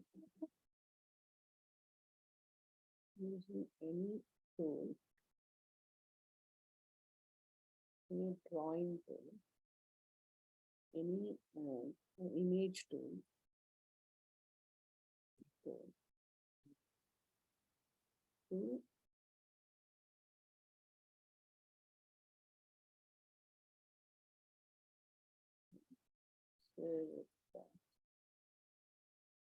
JPEG. Okay, so it's very, very simple one. Okay, prepare an image using any image tool and save it. Okay, so you can just save it as JPEG. 200 KB. Okay, so let me say I'm also giving some flight media. Kilobytes. So that restriction I'm making. You can take any image and do this. Kilobytes. Fine. So how many points you want to give? Maybe let us say 10 points you can give, or 5 points. So do you want to group it in assignment? Yes. Do you want it as a points or grade or GPA or percentage or just to complete? Okay, you want, let them give the practice session, you don't want to grade them. You can also make it as complete or incomplete. Like this, you can choose whatever you want. Let me say I'm giving points. And if you don't want to count this for the final grade, you can just put it, or if you want it, just leave it. Then submission type, how do you want to submit it? Is it an online? Yes. Or on paper or external tool? Let it be online. So share the, okay. Then what you can do is first step is this one. You can also say that upload the image in the drive and share the link. Okay, let me say yoga. So like that. So what do you want, whether it is an online or text, and it can be a text entry, it can be a, or if you are giving some website, no, so you put it in my institute website or something like that, or you can also give website, or you can also have, let them put it in a Word and then give it, submit as an assignment. Any way you wanted to do it, you can, it's a multi-select one. You can select, or if you want to restrict any type of file, I wanted, let us say sometimes you want to upload the photo, it should be only JPEG, or upload a document, it should be in PDF. You can also restrict that also. So that restriction also you can do it. How many times you want them to do it, limited or unlimited? Unlimited means they keep on posting, one person means it won't look good. So let us say limited, but if you want to give 2 or 3 attempts, you can give 2 attempts. So you are able to post it twice also. Okay. And then is it a group assignment? If you are saying it is a group assignment, it will, if you say allow self sign up means it will make its own group. Or if you want to create, split the groups by number of, split students by number of groups or split students per group. If you create like this, then automatically the groups will be assigned. Otherwise, you can say create group later. Okay, so whatever you want, you can do it, right? So you can provide the group name and then all those things. Whether you want a peer review, whether the co-learner should review it. If you want it, you can say review. Whether you will automatically you will manually assign, or whether it is automatic, all those things has to be excuse me, has to be provided. And then whether that assignment is for everyone or for few people. So if you don't have all these requirements, you can just leave it. Otherwise, you have all, it has all the features to do it. And then see, let us say I click here, I can see, okay, I want to assign it only to Saroj or only to Rahul or Atmika. Like that I can choose, right? So, or for everyone means for all the students in the course, it will be assigned. Then what is the due date? So let me say tomorrow you have to submit.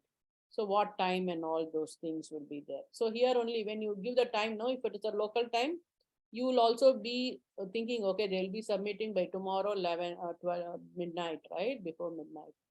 So like that. Okay, so all the set is done, then save and publish. So if you look at it, see there, you have done it, right?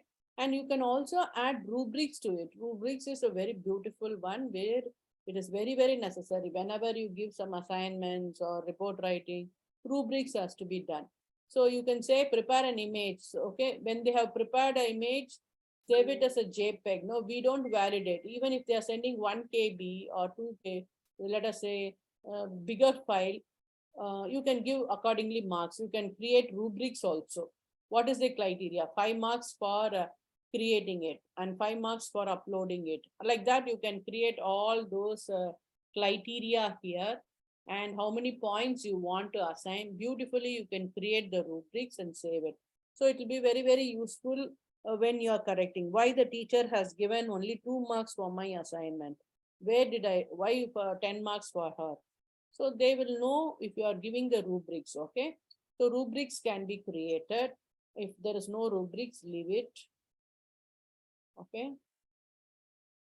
So always, for example, I'm showing, because always it is better to create the rubrics. I'll show some of my courses where I have created rubrics. Okay.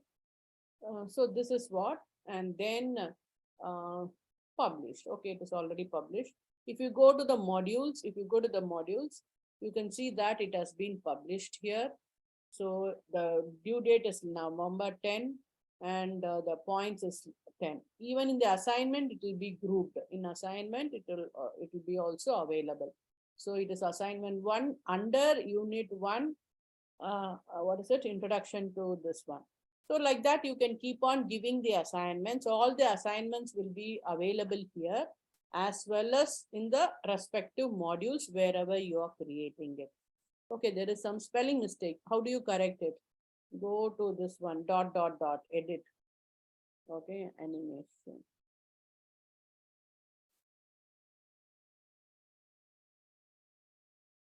Okay, so that is very simple. So just go click here. You can see that even if you want to make this front or this is back, you can just drag and drop it. Organizing can be done like that. So this dot is for that.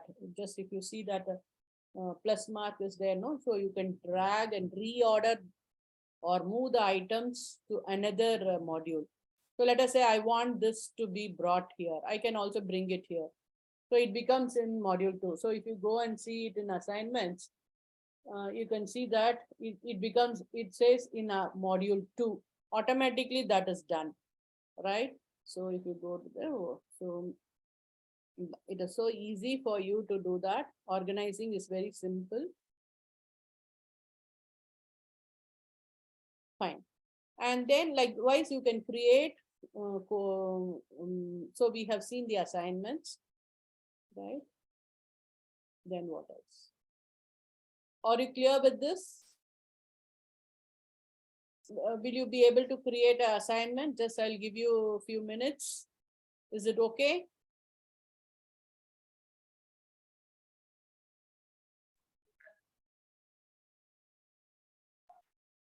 Kalpana, this should done enrollment after.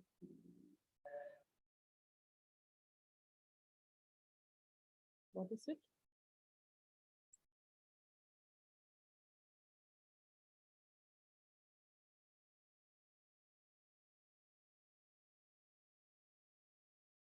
So if you go to the grades, if you go to the grades, you can see if there is any assignments, all those things will come here, right?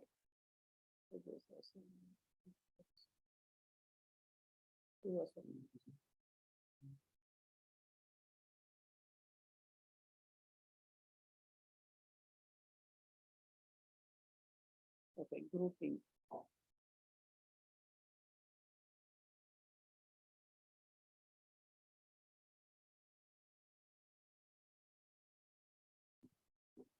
So you have to tell me whether I can proceed or you want some time on checking the assignments.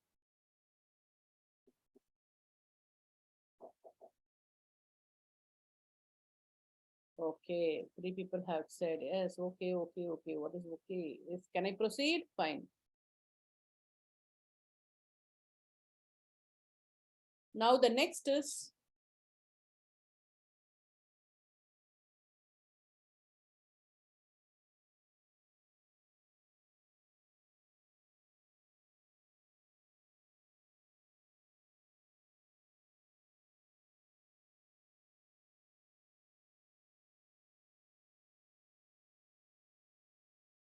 okay.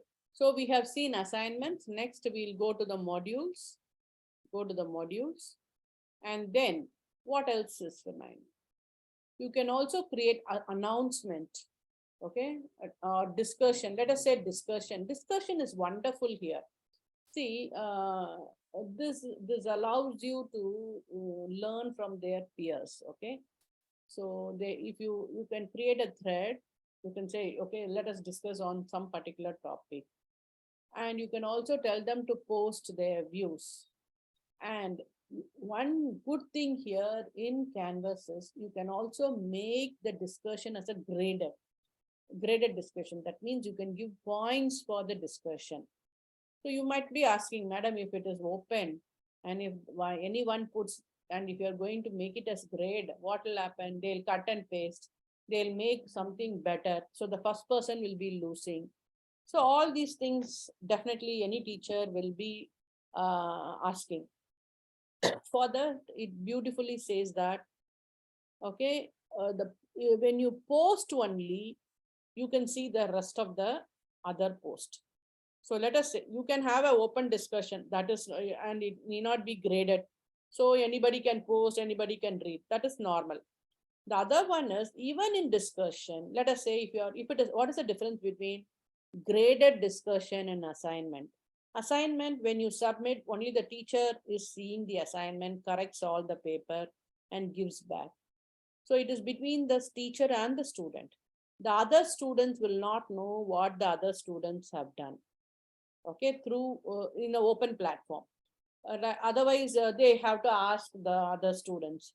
So let us say you want to give them an opportunity or provide an environment, a learning environment where the students can learn from the peers. So if they are creating something new or some very good essay writing, you want the other students also have to have a look at it. Let them look at it. Let them give their comments, give them likes. Now it is the world of that, no, like, subscribe and all those things. Let them give them grades or likes or comments. Okay, you are there as a moderator. Okay, if any bullying is there, we will enter into the scene. Fine. So this will help the students to learn from others. And it can, see, if you just say, okay, you put one thing in the discussion, you discuss about it, nobody will discuss. very, very, very few people, meticulous, very obedient students only will answer it. That will be only 10%, even lesser than that. How do you motivate other students to participate in the discussion? So that is called the graded discussion. That feature is available in the Canvas, which I love it. Okay, so how to create a discussion? So just say create topic, and then I can say okay, topic discussion 1. I'll show you both. Okay, discussion 1. Okay, write all those things. Add item. So the discussion is there. See, the symbol is there. Just click on it. You can say, okay, I can write whatever you want. What are the tools to create raster and vector graphic? To create or edit vector graphics. Okay. So let us say, so people like what there are so many number of tools they'll be, and write any 2 features on each tool. Okay, it's a big one, right? Or write any 2 features. See, let us say on each tool. See, let us say, for example, one may take one GIMP, another will take Acrobat Reader, or something like that. So everybody will be there are so many number of tools. So what are the tools you want them to write it? So what you have to do is, okay, post. So this is how the teacher will post it. How the students will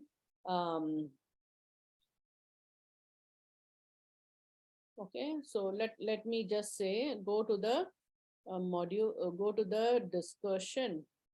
Okay, here already in the discussion, how the students view. So students view, if you see that, so this is how the students will view. Okay, maybe it is not available, no, so I have not published it. So go to the reset student, a new student view.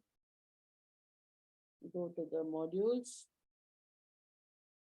Okay, let me publish it. Right, publish it is clicking.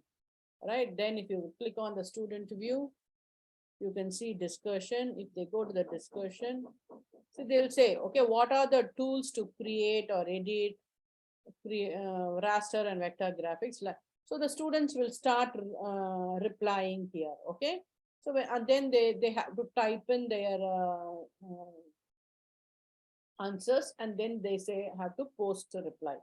So when they post it, what happens is it will be visible for all others. So everybody will be, you will say, okay, I'm going to give marks only if you are going to participate in the discussion. So when you have this thing, right, you're not giving an opportunity for everyone to do it, right? So what you can do is, okay, I'll leave it. I wanted to make it as a graded discussion. So go to edit. Okay, so the same thing.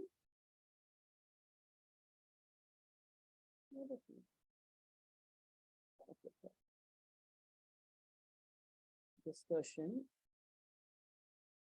Okay, discussion 1.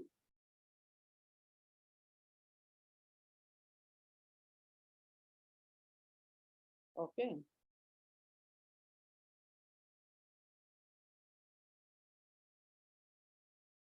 So what I can do is, I can say whether it is in the same thing, topic discussed. So here I can say allow threaded. You can say user must post before seeing reply. If I click on it, the reply will not be visible for everyone. It will be visible if that person has posted the reply. Even you can say enable podcast feed. You can, instead of typing, you want to talk, you can also just click on it.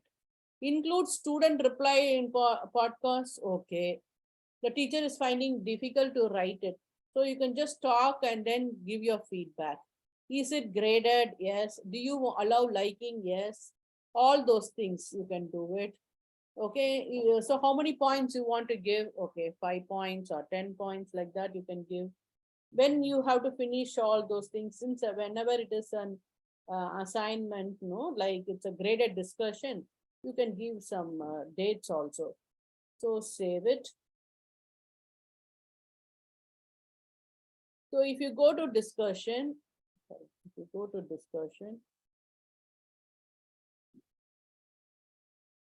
if you go to modules,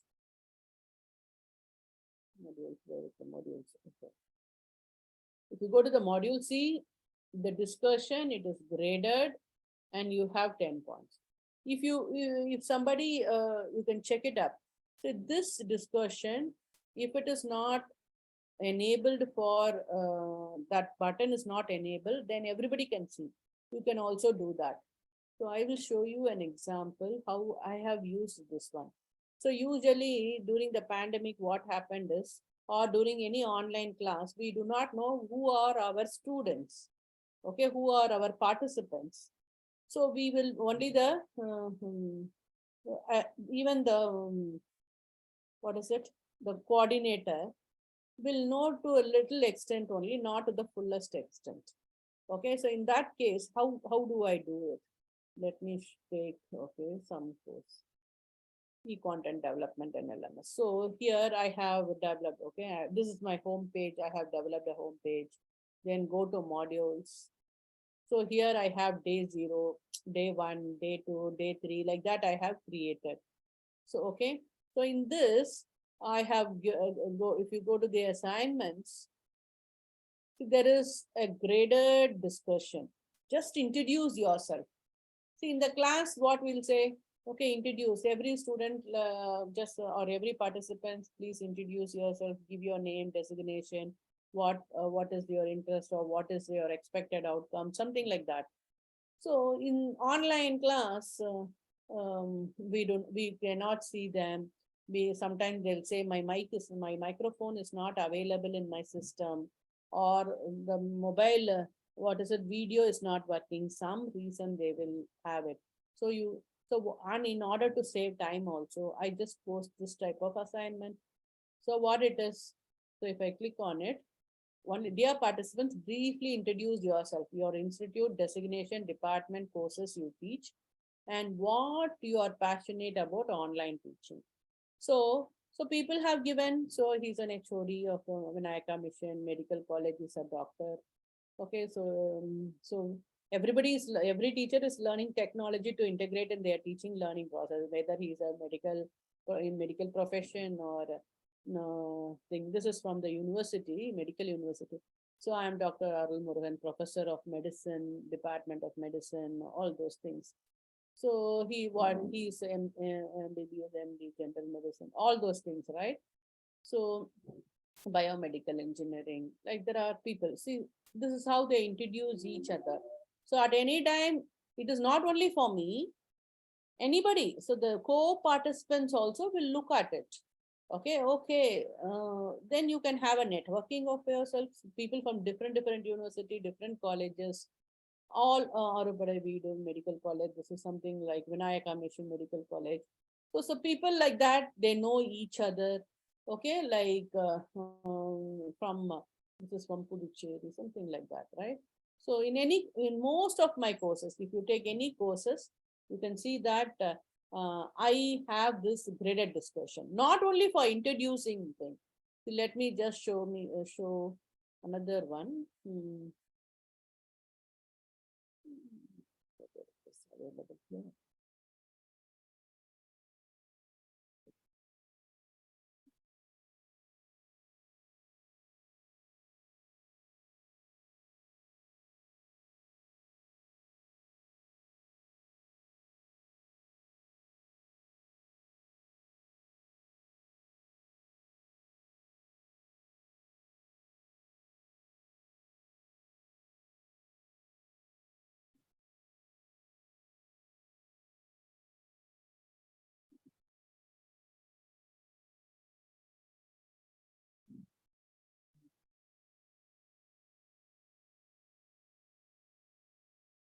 In some courses, okay.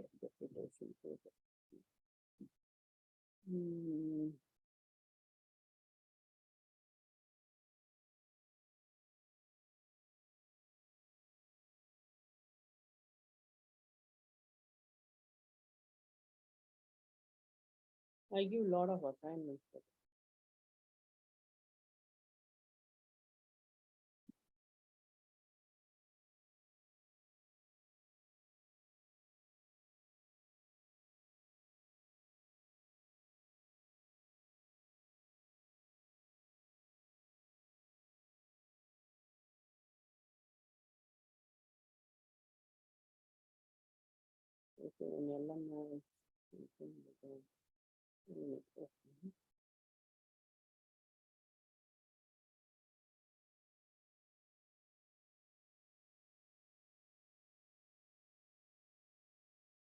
see here, creating courses. So I told them to create a course in Canvas and then to share.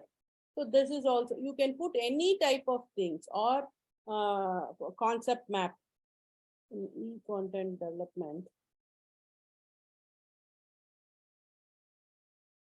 This is okay.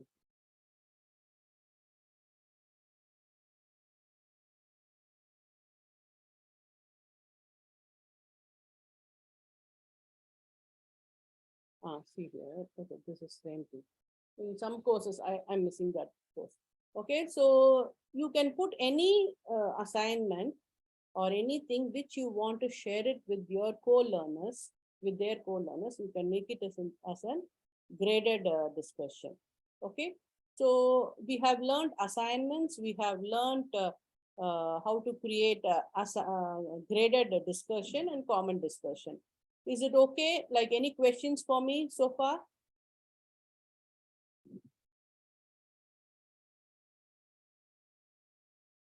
Very good afternoon. All are putting discussion here. Okay, right. Can I proceed? I want your feedback now.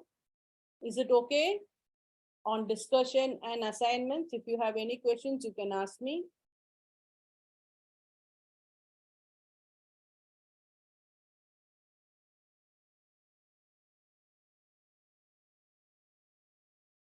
If you're going to be quiet, I'm also going to be quiet.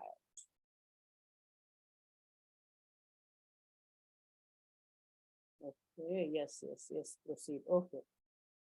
All your things are muted. Fine.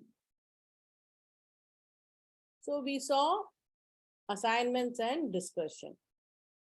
An announcement is also there, where you can, if you want to create an announcement, you can also create, see the discussion also, since it is graded, it is coming in the grade board.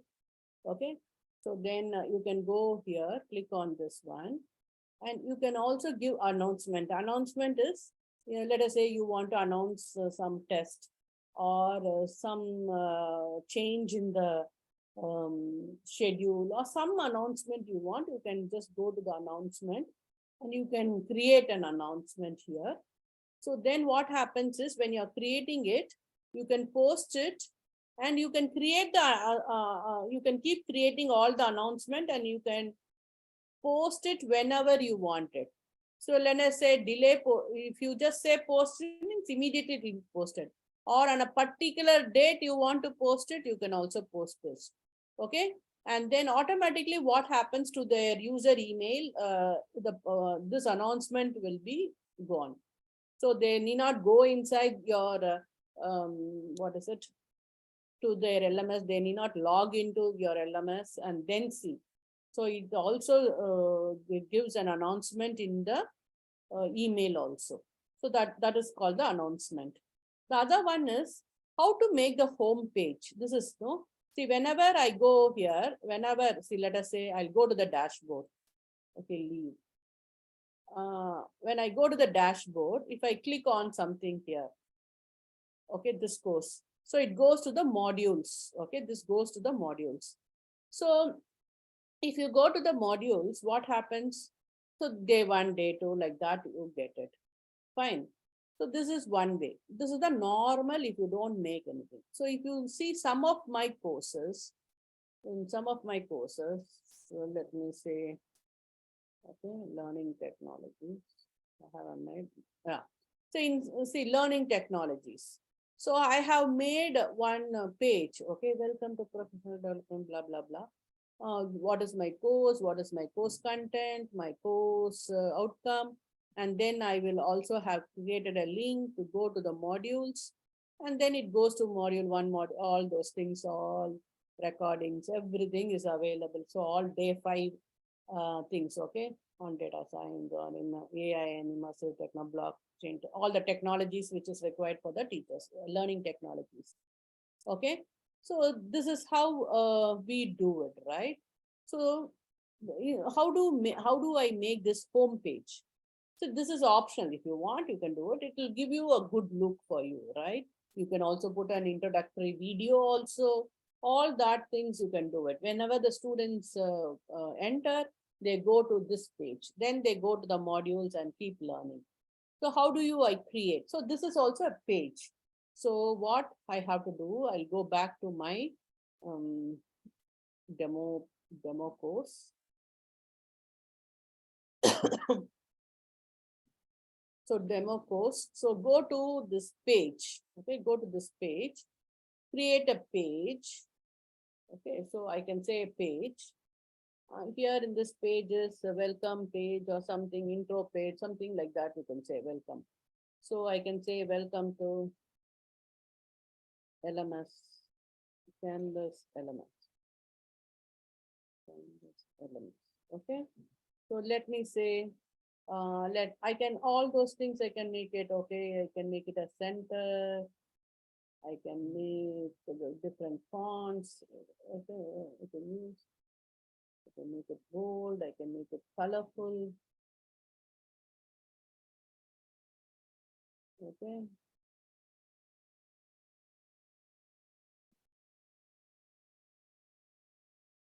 Okay, welcome to Ken. All right, then I wanted.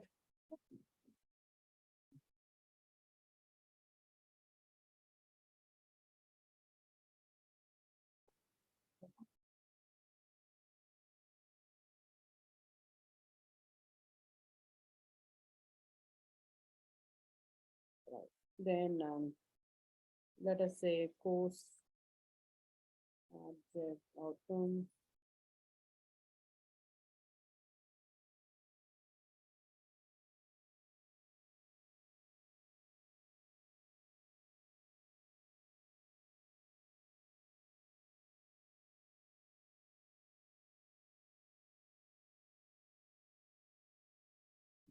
Okay, then you can put all those dots and then say create a course, on Canvas LMS.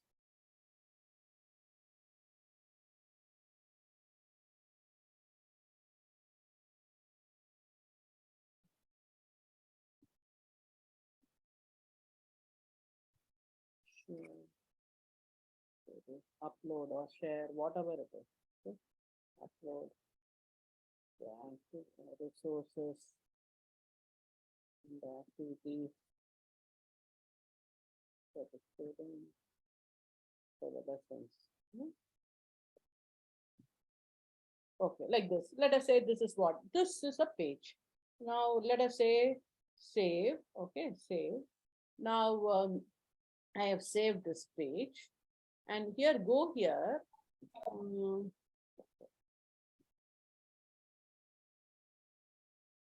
So if you go to the pages, you can see all the pages you have it.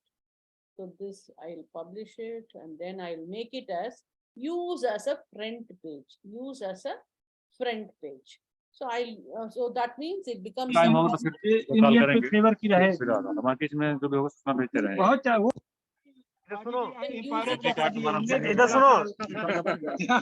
somebody is talking. Okay, use it as a front page. Okay, so you go and click on this 3 buttons. So here you can edit. You can see that use it as any page. You can make it as an end page. Then go to home. Go to home. Right. See here. Choose the home page. See, if you don't, usually it will be course modules only. By default, it will be course modules. Or you can just go and say this one, then save. So what happens, my front page will be this one. So if I go to the dashboard,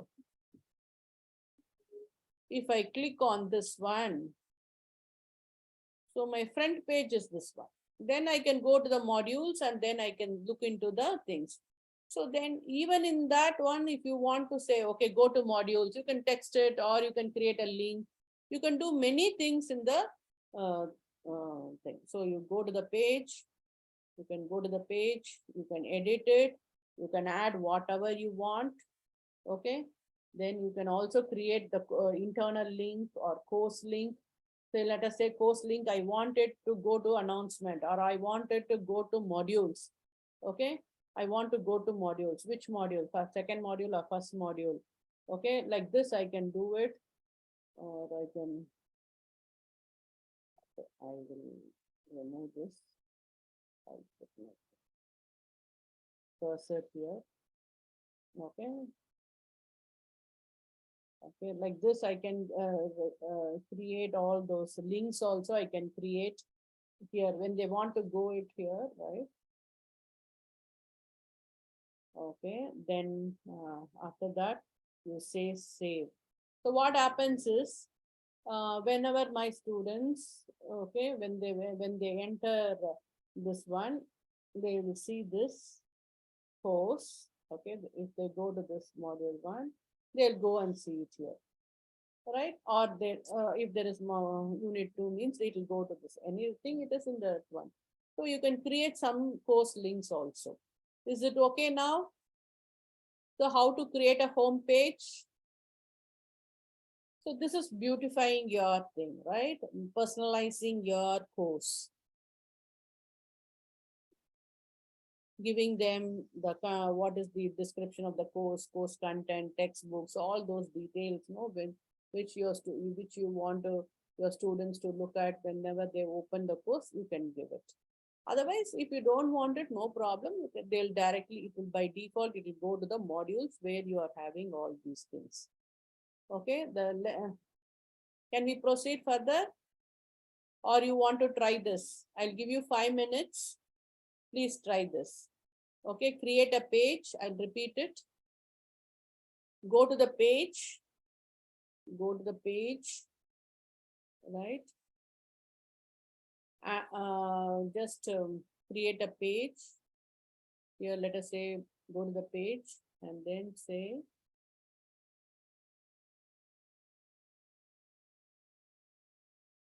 or even you can go to the modules. Okay. In the modules also, you can create a page wherever you want it. Okay, so go to the page. You can say, create a page. You can say welcome note. Welcome note, add, and then the welcome note is available. Where do you want it? Like what do you want it? You edit it. You edit all those things, whatever you wanted, you put.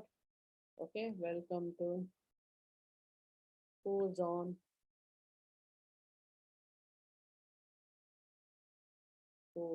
LMS. Okay.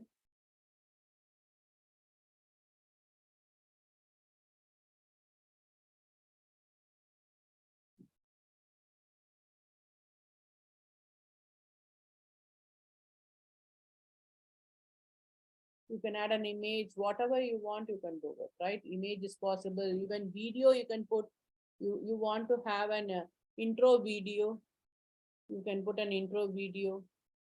Okay, so all this is possible here, intro video course here, or something like that. You can do it very innovatively.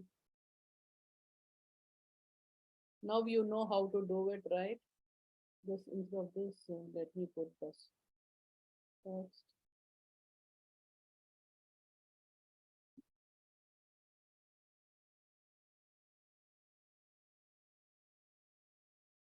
Okay, so like this. So then after doing all those things, save, right?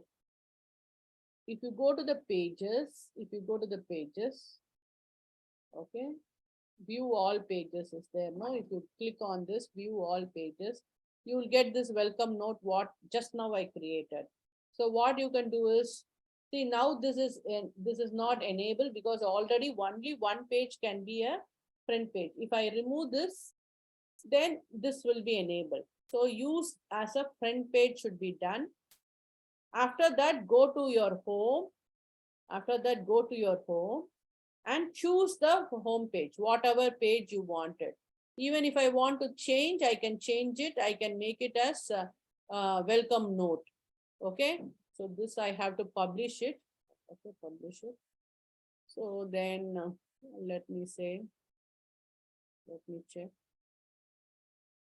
here, publish it, make it use that as a front page. So then go to the dashboard.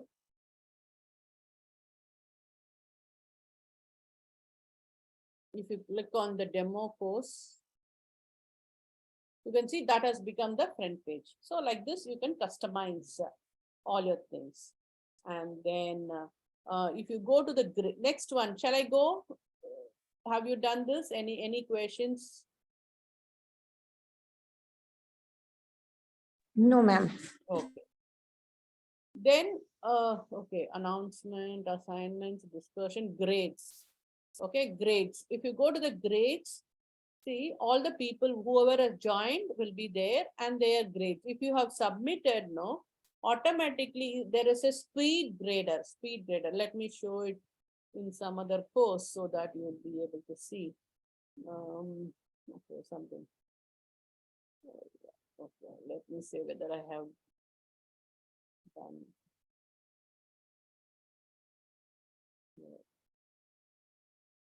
Have to correct it. Let me see.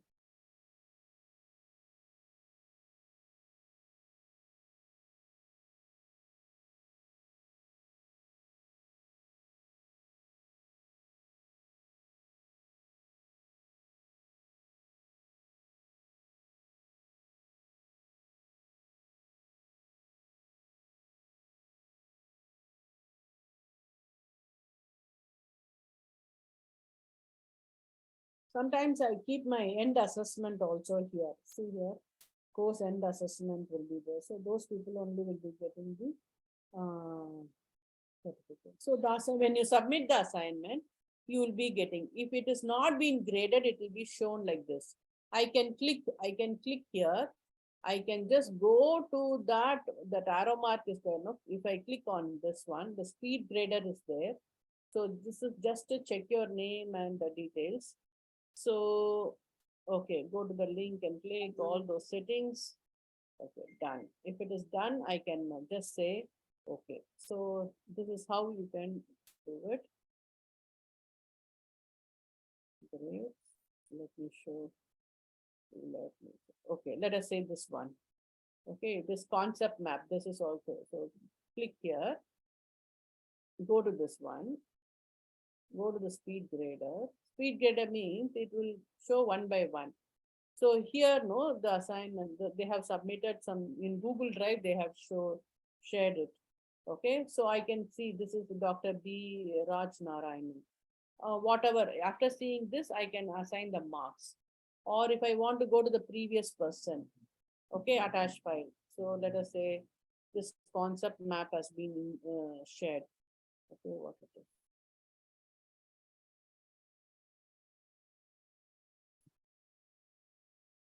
The concept map, see, they have done the concept map. Maybe previously he didn't put the proper one. So he used injuries.pdf, JPEG and other things. Now he has done it and shown, right? Very nice. So let me say, so I have graded 10 out of 10.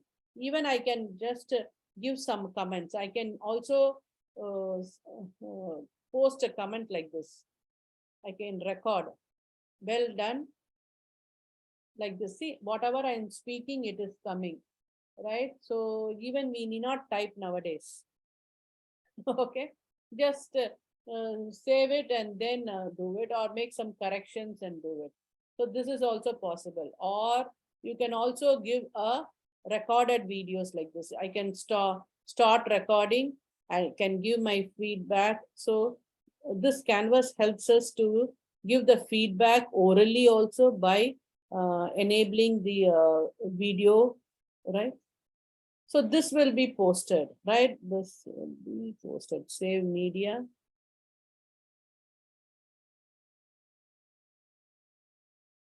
So this comment is there.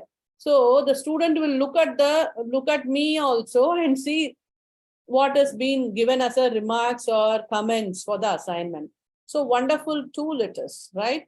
So students can see this one and then they can do it. So I'll just click out because it may go as an so I'll remove it here because it is already okay. I'm removing it here. So like this, the speed grader, no, so I can move from one person to another person like that. So totally there are 53 people. So I have to grade the rest of it. So their assignments will be like this. So some assignments I have graded, some people have not submitted. So this one is there. So let me say, okay. Okay, sometimes they don't give the access, then I have to give them, if the access, give access, or I have to reduce some marks, or I have to clearly put it in the thing itself also. Whenever you're uploading, give access to the person. You can give your email address like that, or share with the person, with anyone with that link can open like that. The comments or the remarks has to be added. Okay. So this is with the grades, right? Where is our course? Okay, go back. So this is regarding the grades. Okay, so far you have any doubts in this? And all these things will be added. Okay, all the assignments, everything will be added, and the total will be given. Okay, so see, total is given for all the assignments submitted. And if they get, so you can say that whoever has passed and all those things. So automatically it is done. The grade book is done automatically. So it's a wonderful tool, right? You can also take action. You can import, you can export it as an Excel file or whatever it is, right? And then you can view status, unpublished assignment, all those things it can be done on the grades. So home, announcement, assignment, discussion, grades, people, page, files we have done. These are the most important thing. Rubrics also you can add. The next is the quizzes. You can add quizzes. You can create quizzes here. Quizzes is very, very wonderful. Like, let me see the end assessment I have done like this. So let me say I have created 30 questions, answer all the questions. There is no negative mark, graded questions, all those things. And I have given the time limit. So there are 30 questions, 45 minutes maximum I have given. Hardly it will take 20 minutes. Okay, but still, okay. So no multiple attempts. You can view the response, show the correct answers immediately. All these settings can be done. You can see the preview also. So question 1, this is a preview of the published, already done. So I have given a multiple choice question. Choose the best e-content development tool. Screencasting tool, what is it? Okay, they will choose like this. Okay, so let me say screencasting tool. Okay, OBS Studio. Okay, then classroom management tool. Okay, which is classroom management tool. Mentimeter. OER is MIT OCW, the correct, most appropriate. Okay, cloud-based LMS, Canvas, open source LMS, Moodle, like this. Okay, so then I have to complete all the things. If you look at it, see, if you look at it, my time is will be running. Okay, because it is already be done, so it is not there. So how to create such type of quizzes? Okay, how to create such type of quizzes? So go to your demo course, our course, go to quizzes,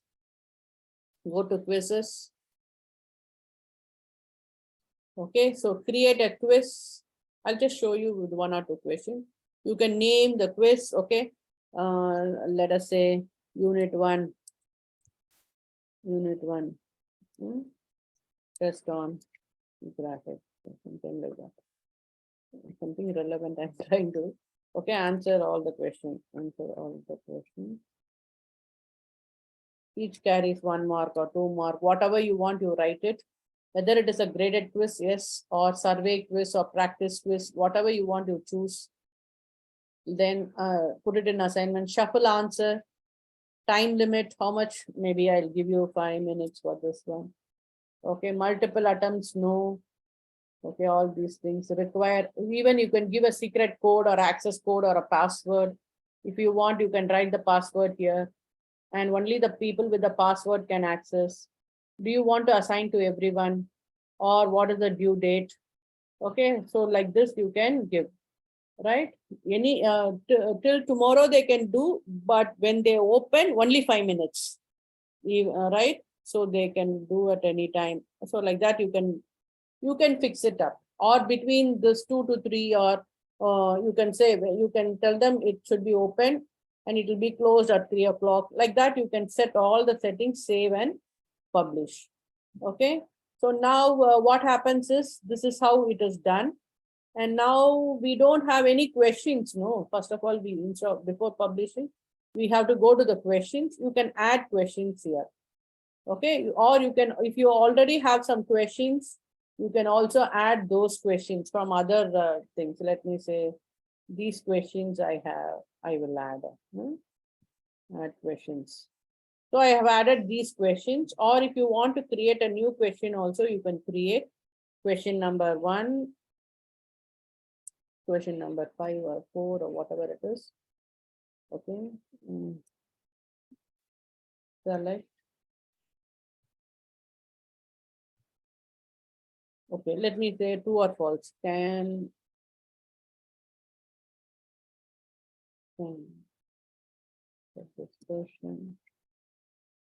discussion forum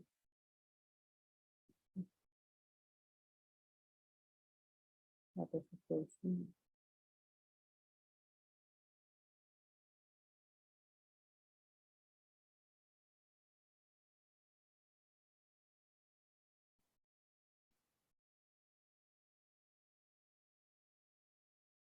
as graded activity.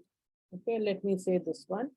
Instead of multiple choice, I will say true or false. So I can say, okay, this is yes or no, no, true. Can we make, okay. Instead of it, I will make it as the discussion. The discussion can be made as a graded activity in Canvas LMS. True or false? It is. So if it is green means that is the key. If I put this means false, if I click on this arrow, then false becomes my key. True is my answer. So I'm just clicking on the arrow mark to make it this is thing.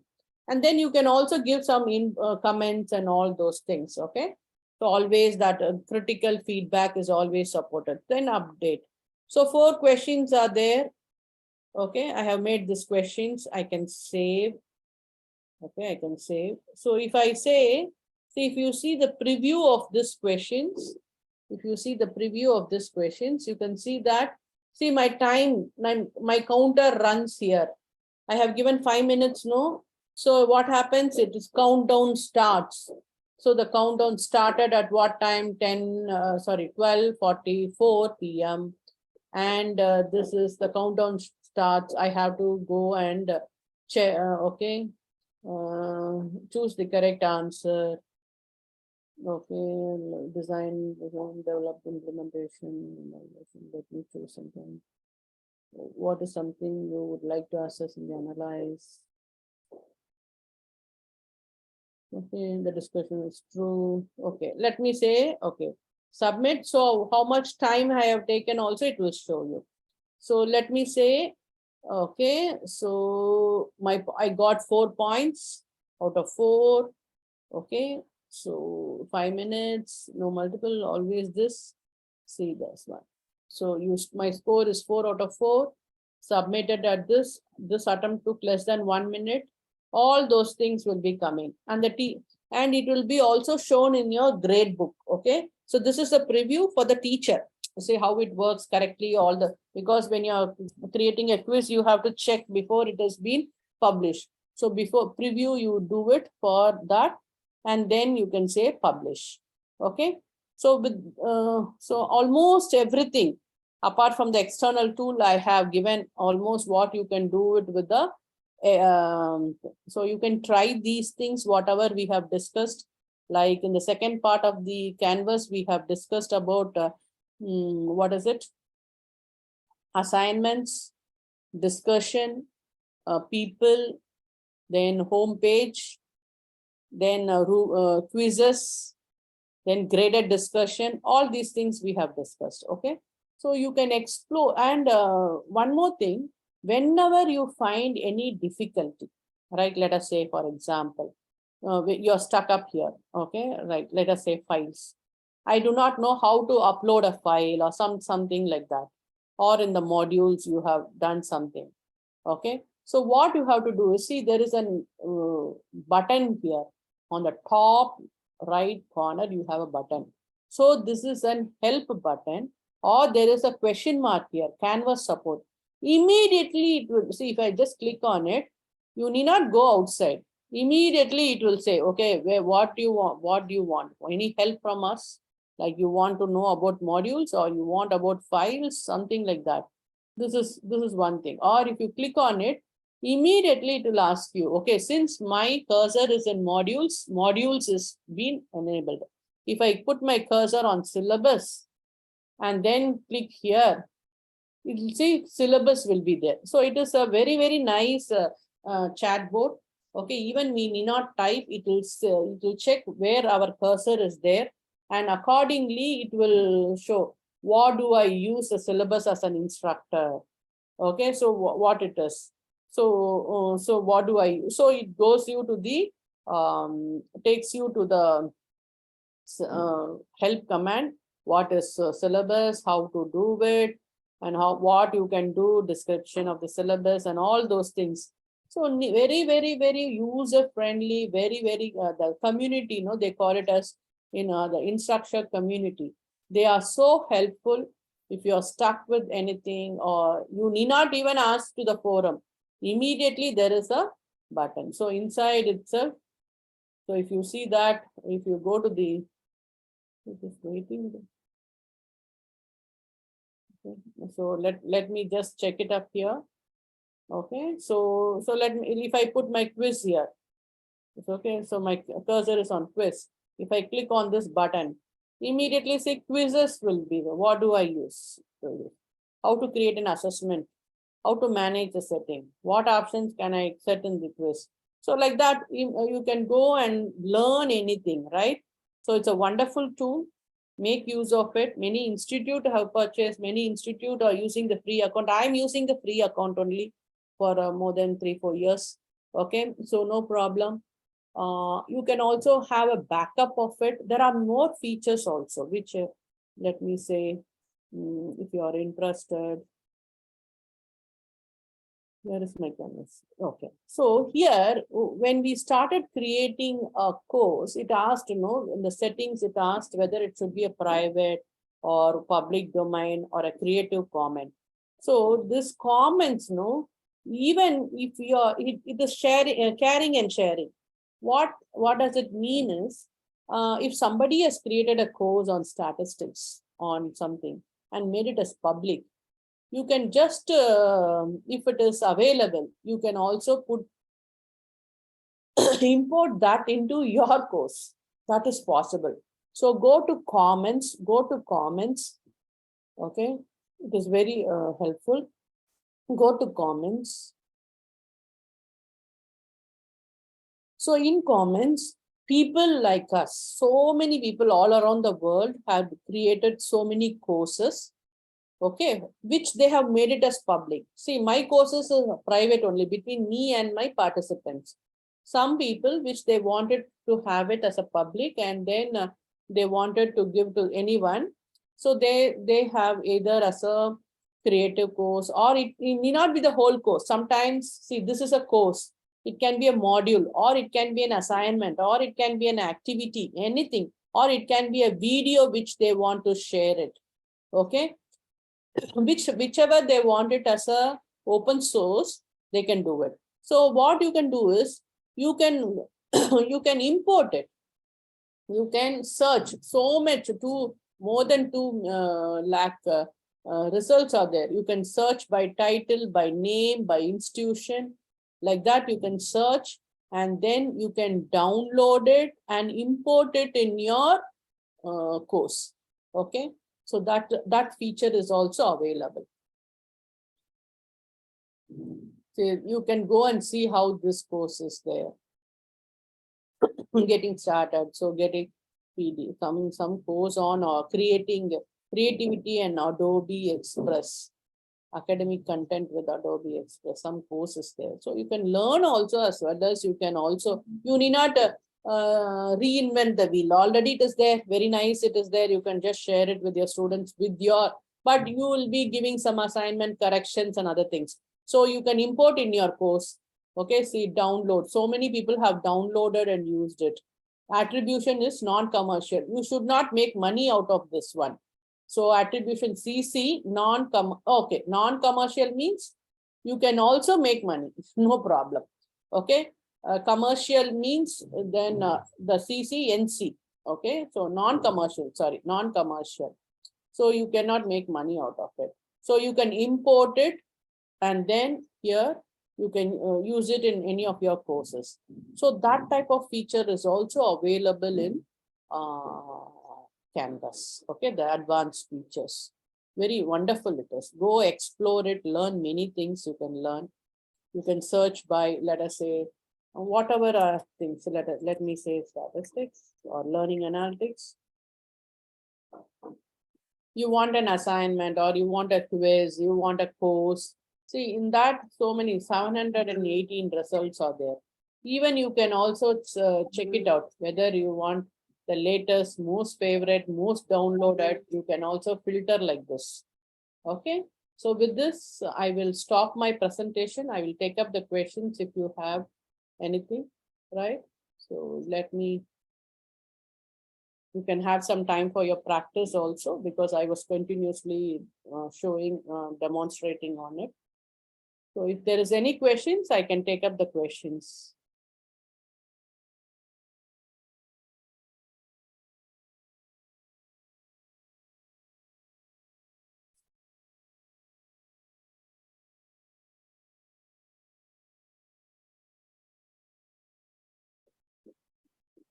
If I'm creating a course with this platform and my students are registered and completed the course with proper certificate, will it be considered as a MOOC?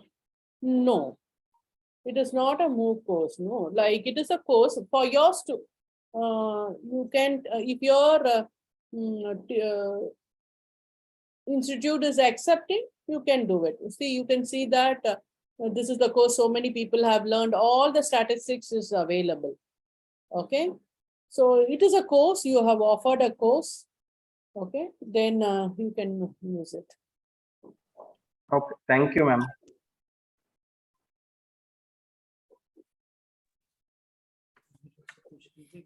Is there any query that, from candidates? You can ask the resource person.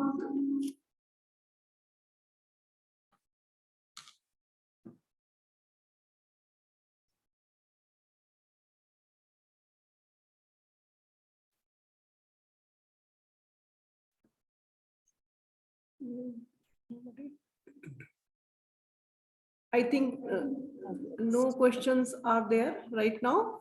So thanks a ton, Dr. P. Maliga, for such an insightful, informative and engrossing session, explained in a very simple way, which is very useful for the participants undoubtedly. Now, the Center for Internal Quality Assurance, the SICA team of the Madhya Pradesh Bhoj Open University, is indebted to you, ma'am, immensely for your expertise, and we would be in touch with you in our future endeavors as well. Now, I would like to tell the participants that the next session will begin at 2 p.m. sharp. So be there at 2 p.m. Thank you. Namaskar. Thank you. Thank you very much.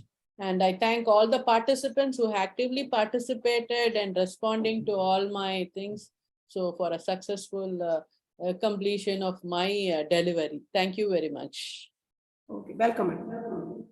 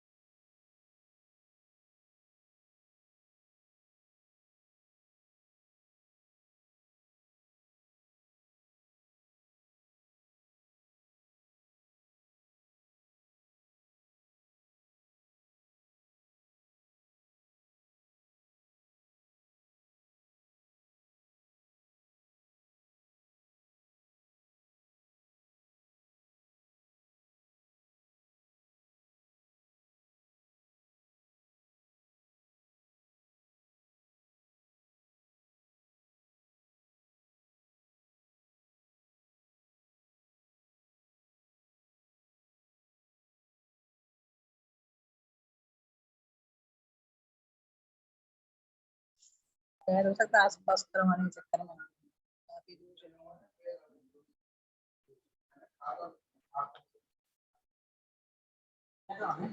गए। कुशवाहा जी भी तो बैठे हैं, पता है कुशवाहा जी भी तो आए हैं, UP Kushwaha.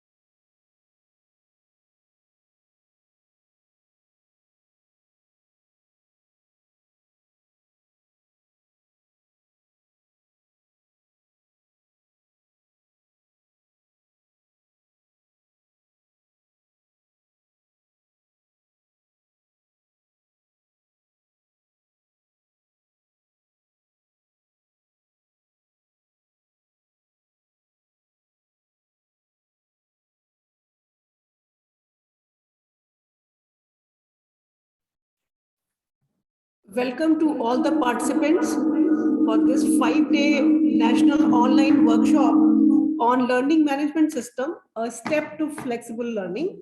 This is the 4th day of the workshop and this is the 3rd session. And today we will start with this session and the person would be Dr. Rakesh Srivastava, who is the OSD of Higher Education Department, Government of Madhya Pradesh, and he would be taking his session on e-content creation with respect to higher education in Madhya Pradesh. The resource person will join in 5 to 6 minutes from now. So please be tuned in. Thank you.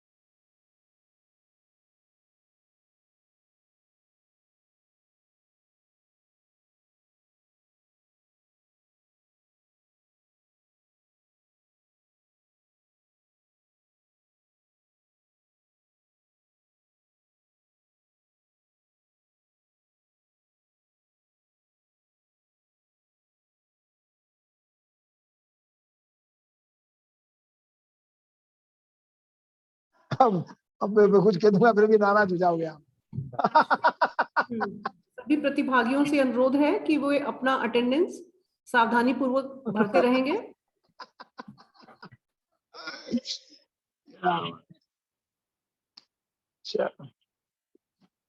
कहाँ से आएंगे पवन, कुछ थोड़ी। Welcome to Dr. Rakesh Srivastava sir. The resource person has joined. So he will be taking his session on e-content creation with respect to higher education in Madhya Pradesh. He at present is the OSD at Madhya Pradesh Higher Education Department. So over to sir. Thank you. मेरी आवाज सभी को सुनाई दे रही है? Am I audible? तो निकाल में कैसे निकलेगा हमारी लाइन? अरे सब निकल जाएगा सर, क्या? Okay, I think I am audible. मेरी आवाज आप सबको सुनाई दे रही है? मैडम कॉलेज का 70% you're audible sir, audible. Okay. With patience. Madam, can I share my screen also? उनके जाने की ज्यादा पीड़ा होगी, क्योंकि कारण क्या, उसके बाद अभी क्या था, प्राचार्य जी उनको बुलाते हैं, बिठाते हैं, अब फिर उसके बाद निशाने पे शायद मैं रहूं, तो उससे डर लग रहा है। ओके, मेरे ख्याल से किसी का माइक ऑन है तो उनका conversation. Sir, you are now the co-host. Okay okay. और वही सफलता में उसका बहुत बड़ा योगदान, और वो है ही नहीं। मतलब अच्छा, इवन जब वो जंगली बना, somebody is speaking, already speaking, I think उनका मुझे कन्वर्सेशन अभी शेयर हो रहा है। So let me start. Yes sir, you should start. Okay. So साथियों नमस्कार, good afternoon. First of all, I am thankful to Bhoj University, particularly the Vice Chancellor sir and the Registrar and the Director Quality Assurance Cell, Dr. John, to giving me the opportunity to speak on this in this workshop.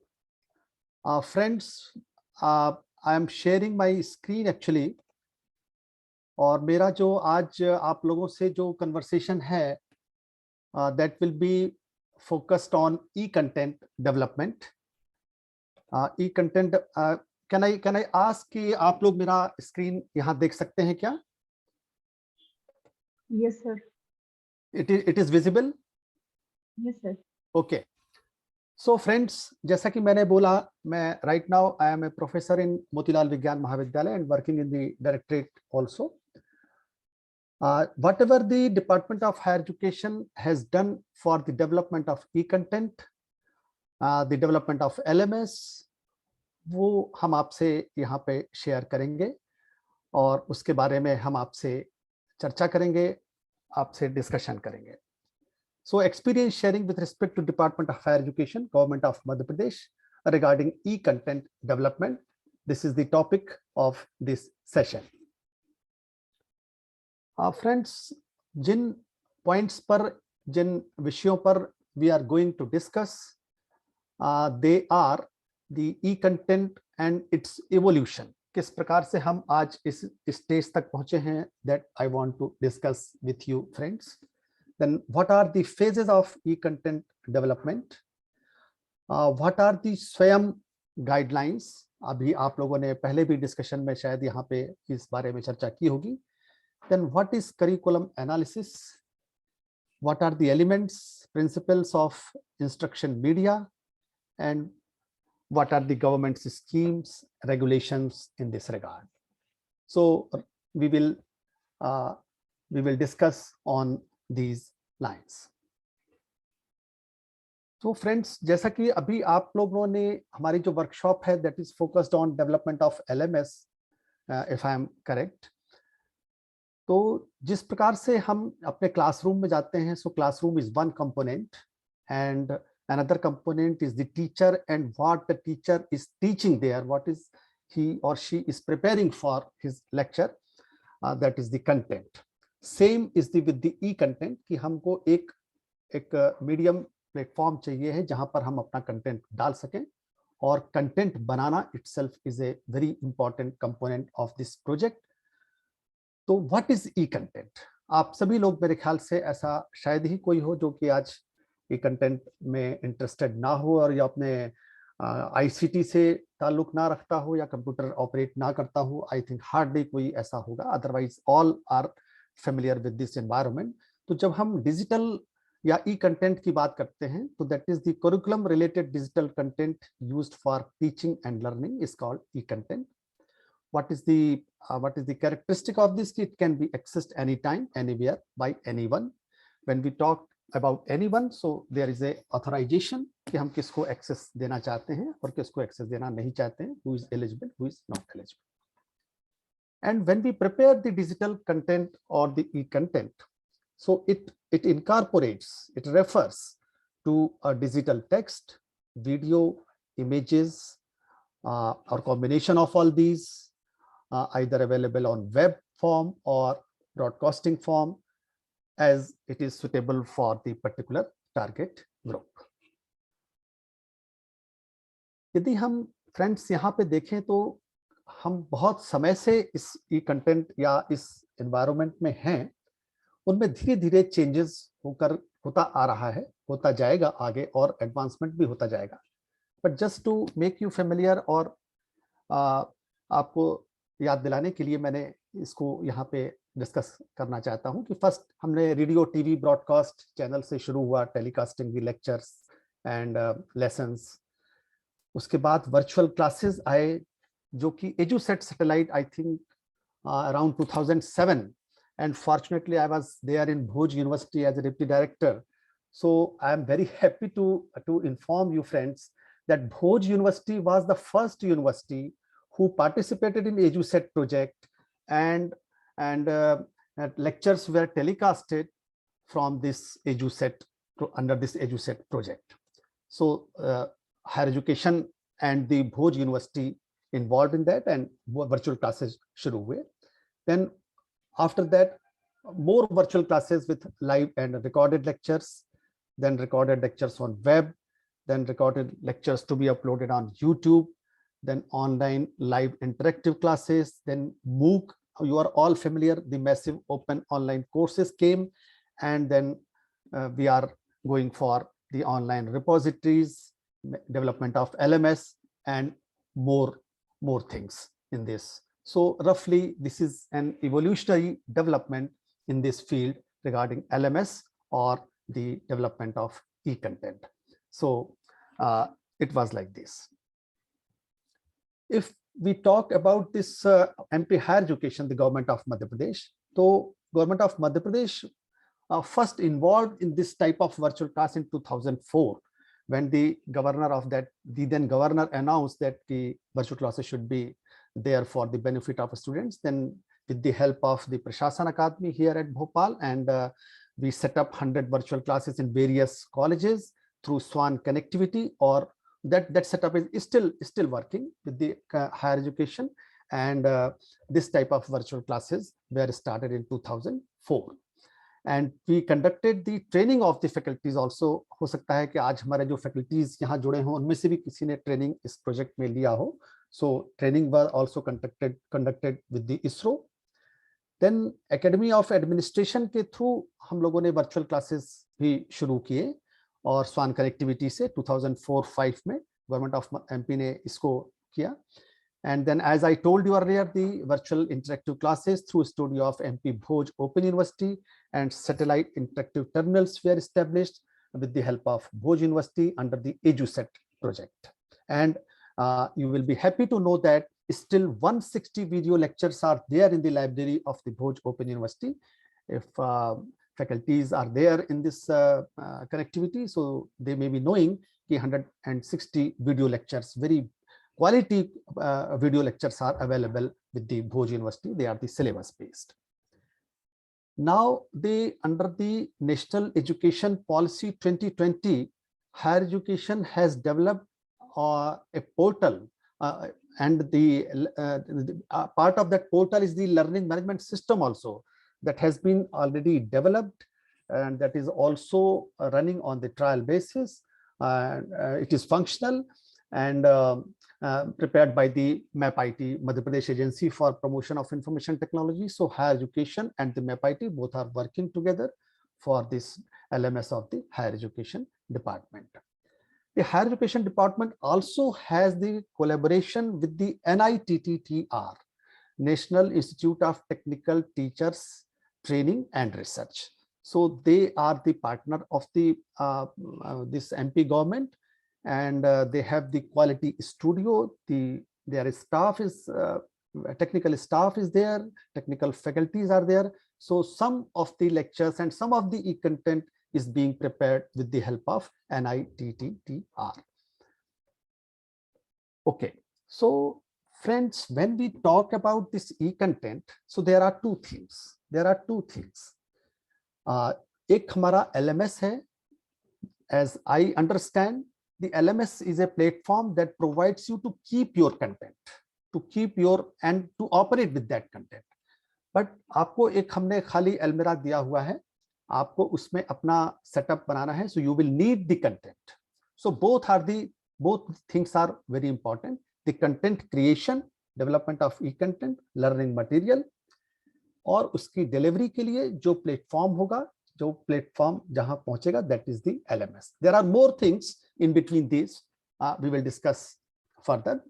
So roughly these two things are the two components are very important. We should know, we should prepare the content, और उस content को फिर हमें कहाँ रखना है, कहाँ host करना है, किस तरह से उसकी डिलीवरी होगी, किसको डिलीवरी होगी, किस टाइम पर डिलीवरी होगी, उस डिलीवरी के लिए कितने पार्टिसिपेंट्स होंगे, कैसे वो पहुंचेगा. ऑल दीज थिंग्स आर जब इंटीग्रेट होकर के काम करते हैं, so that becomes the integrated project of virtual class और the e-content development. So we require the content creation and the platform like that is called the LMS, and MOOC is also I think a kind of LMS that provides all type of online courses.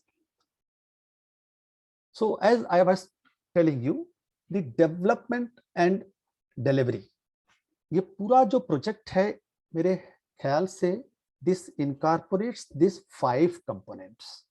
We require development or the procurement of LMS. Either we can develop it, or we can procure it, or we can customize it as per our requirement. जैसे कि higher education ने MPBOU के through इसको customise करके हम लोगों ने उसको लिया हुआ है. So development of LMS is one component, friends. Then development of e-content. E-content कैसे डेवलप करना है, जो कि हमारे लेक्चर का आज एक फोकस है.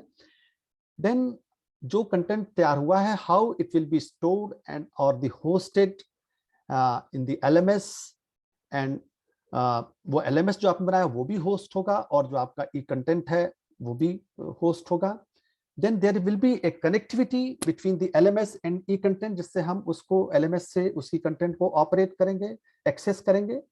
और उसके बाद भी उसका रिक्वायरमेंट एक और है कि easy and speedy access to LMS and e-content. यदि इट इज लाइक दैट कि जब आप कोई बैंडविड्थ कम रहती है और आप कोई चीज डाउनलोड कर रहे हैं, if you can not, then it hampers your activity. So easy and speedy access is also one of the component. तो जब ये पांचों चीजों की प्रतिपूर्ति होती है, when we fulfill all these 5 components, तो हमारा डिलीवरी सिस्टम, वर्चुअल क्लास का सिस्टम एक परफेक्ट सिस्टम बनके हमारे सामने आता है. ओके, तो थोड़ा सा देखते हैं हम पहले LMS के बारे में कि LMS in a broad term used to describe, it is a software or it is a tool designed to manage user learning interventions and provide access to online learning services for students, teachers and administrator using the internet as a delivery system. तो जो system हम बनाते हैं वो particularly 3 interface उसमें बहुत important हैं. Students उसको एक्सेस करते हैं, स्टूडेंट्स के एक्सेस के लिए है, टीचर के एक्सेस के लिए है, टीचर और स्टूडेंट के बीच में इंटरेक्शन है, एंड हमारा एडमिनिस्ट्रेटर इज आल्सो इम्पोर्टेंट, जो कि उसके एडमिनिस्ट्रेटिव एस्पेक्ट को देखते हैं कि हमें कहाँ उसको कैसे इम्प्लीमेंट करना है, कहाँ उसको रेगुलेट करना है. So that is the part of administrator. तो तीनों के इंटरेक्शन के इंटरफेसेस इसमें लर्निंग मैनेजमेंट सिस्टम में इजीली एक्सेसिबल और अवेलेबल होते हैं. सो that is the learning management system. यहाँ यदि हम मूक्स की बात भी इसी के साथ में करते हैं तो मूक्स जैसा कि आप जानते हैं कि massive open online courses provide an affordable and flexible way to learn new skills, advance career and deliver quality education at scale. कहीं भी हमको मूक के द्वारा हम ऑनलाइन कोर्स करके उसका सर्टिफिकेशन तक हम जा सकते हैं, सर्टिफिकेशन हम अवेलेबल हो सकता है, हमको हम सर्टिफाइड हो सकते हैं उस पर्टिकुलर कोर्स में ऑनलाइन कोर्सेज के माध्यम से without going physically in college or in the school or in the class. So that provided by the MOOC under the MOOCs activity. So a learning management system is an application or web-based technology used to plan, implement and access specific learning process. It is used for e-learning. जो भी हम learning virtual class के माध्यम से कर रहे हैं, so that is e-learning practices and in most common form consists of two components. जो हमारा LMS होगा, जैसा कि अभी हमने आपको पहले भी आपसे डिस्कस किया, it requires a server that performs the base functionality and a user interface that is operated by instructors, students and administrator. Okay friends, so after having the LMS we require the e-content. जब हम ई content तैयार करते हैं so it is like a research project, mini research project you can say. So we require a principal investigator, then course coordinator and reviewers, then team of authors, content writers, and this high quality studio in terms of equipments and technical staff is required for the development of e-content.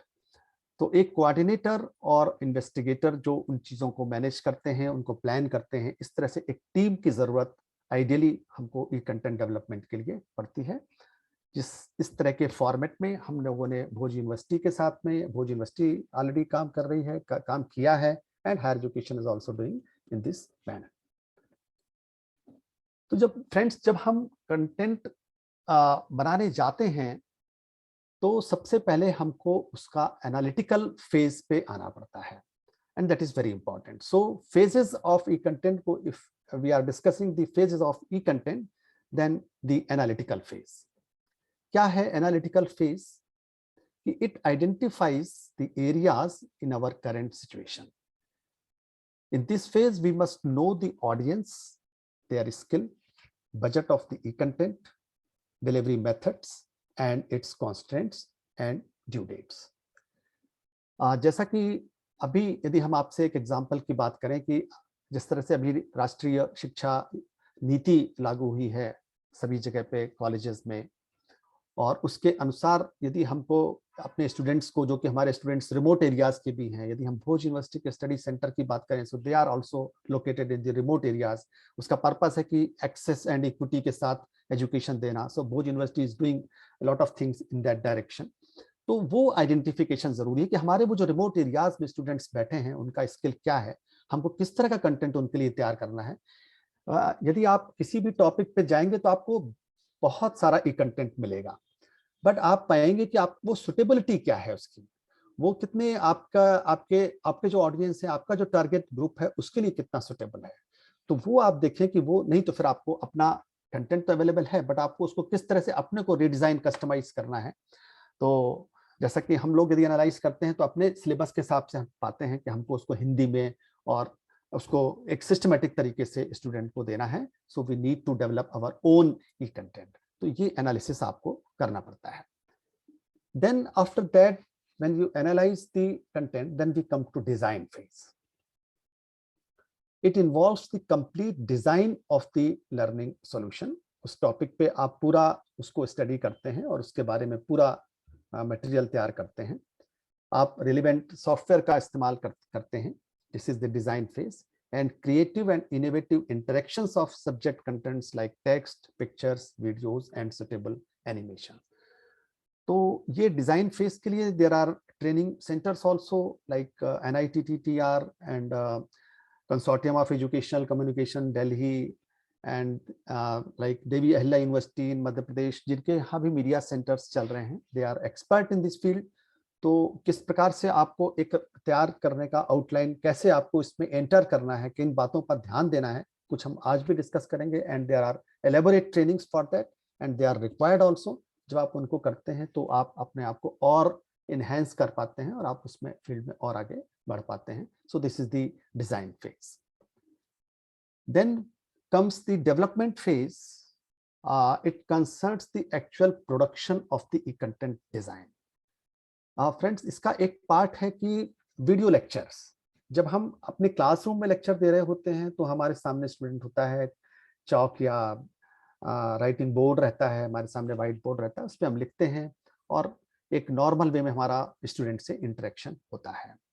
But जब हम ई content किसी production करते हैं, उसको shoot करते हैं या उसको कैमरे पर रिकॉर्ड करते हैं या लैपटॉप पर रिकॉर्ड करते हैं, तो हमें सबसे पहले उसका एक प्रिंसिपल है कि हमें स्क्रिप्ट की ज़रूरत पड़ती है। हम अपने उस कंटेंट को उसको देखते हैं, फिर उसको हम आगे उसको जो है अपने उसको रिकॉर्डिंग के मोड पर लेके जाते हैं। तो एक्चुअली ये this is a production kind of thing. यदि आप किसी स्टूडियो पे आप रिकॉर्ड करेंगे तो आपको पूरा उस तरह से एक प्रैक्टिस आपको करनी पड़ेगी जिस तरह से किसी फिल्म का शूट होता है। A part a kind of that environment is there, और उस एनवायरनमेंट में आपको लेक्चर देने का अभ्यास होना चाहिए।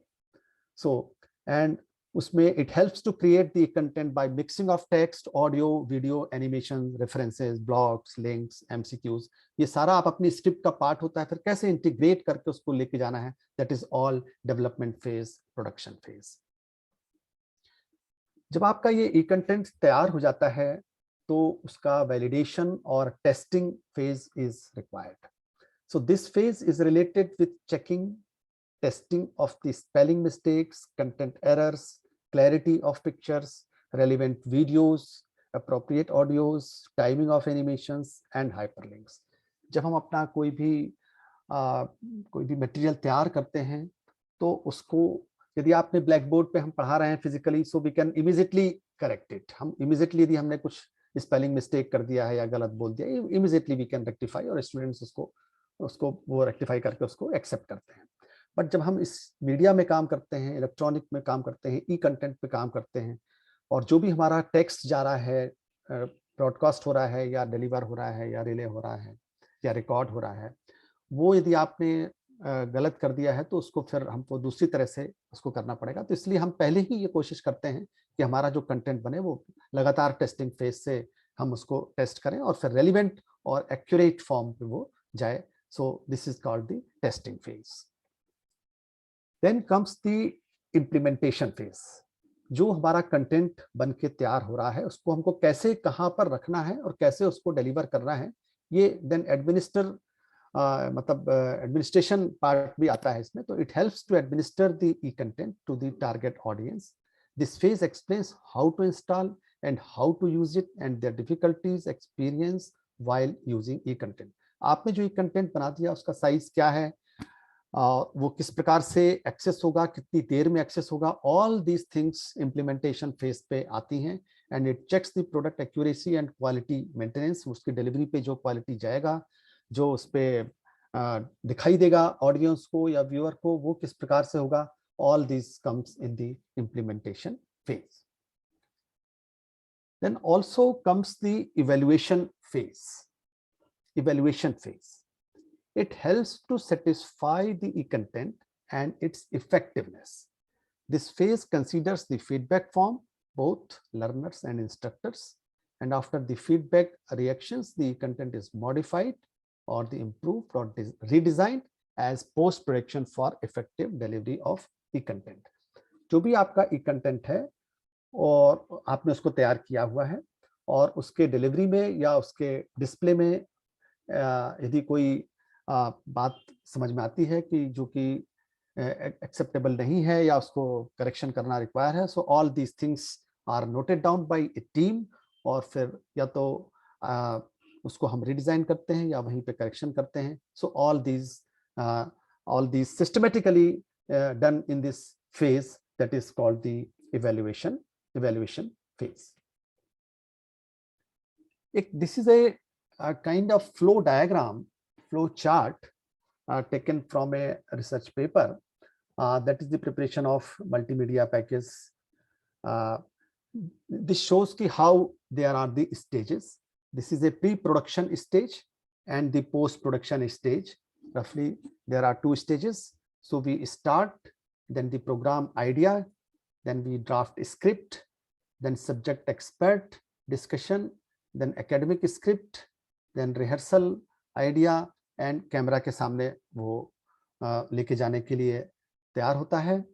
Then you use the text, symbols, then audio script, video script, animation and इसका आप प्रोडक्शन करते हैं और फिर एडिटिंग होती है. Then high quality design, then as we discussed the evaluation.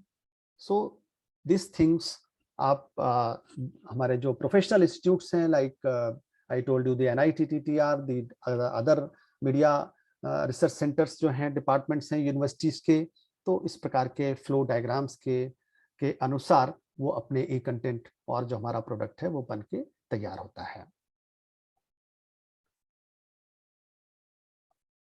जब हम ई कंटेंट तैयार करते हैं तो हमको कुछ गाइडलाइंस फॉलो करनी पड़ती है और वो गाइडलाइंस के लिए जो अभी हमारे सामने जो प्रचलित गाइडलाइंस हैं, दे आर दी स्वयं development by the Government of India University Grant Commission. They are called the SWAYAM.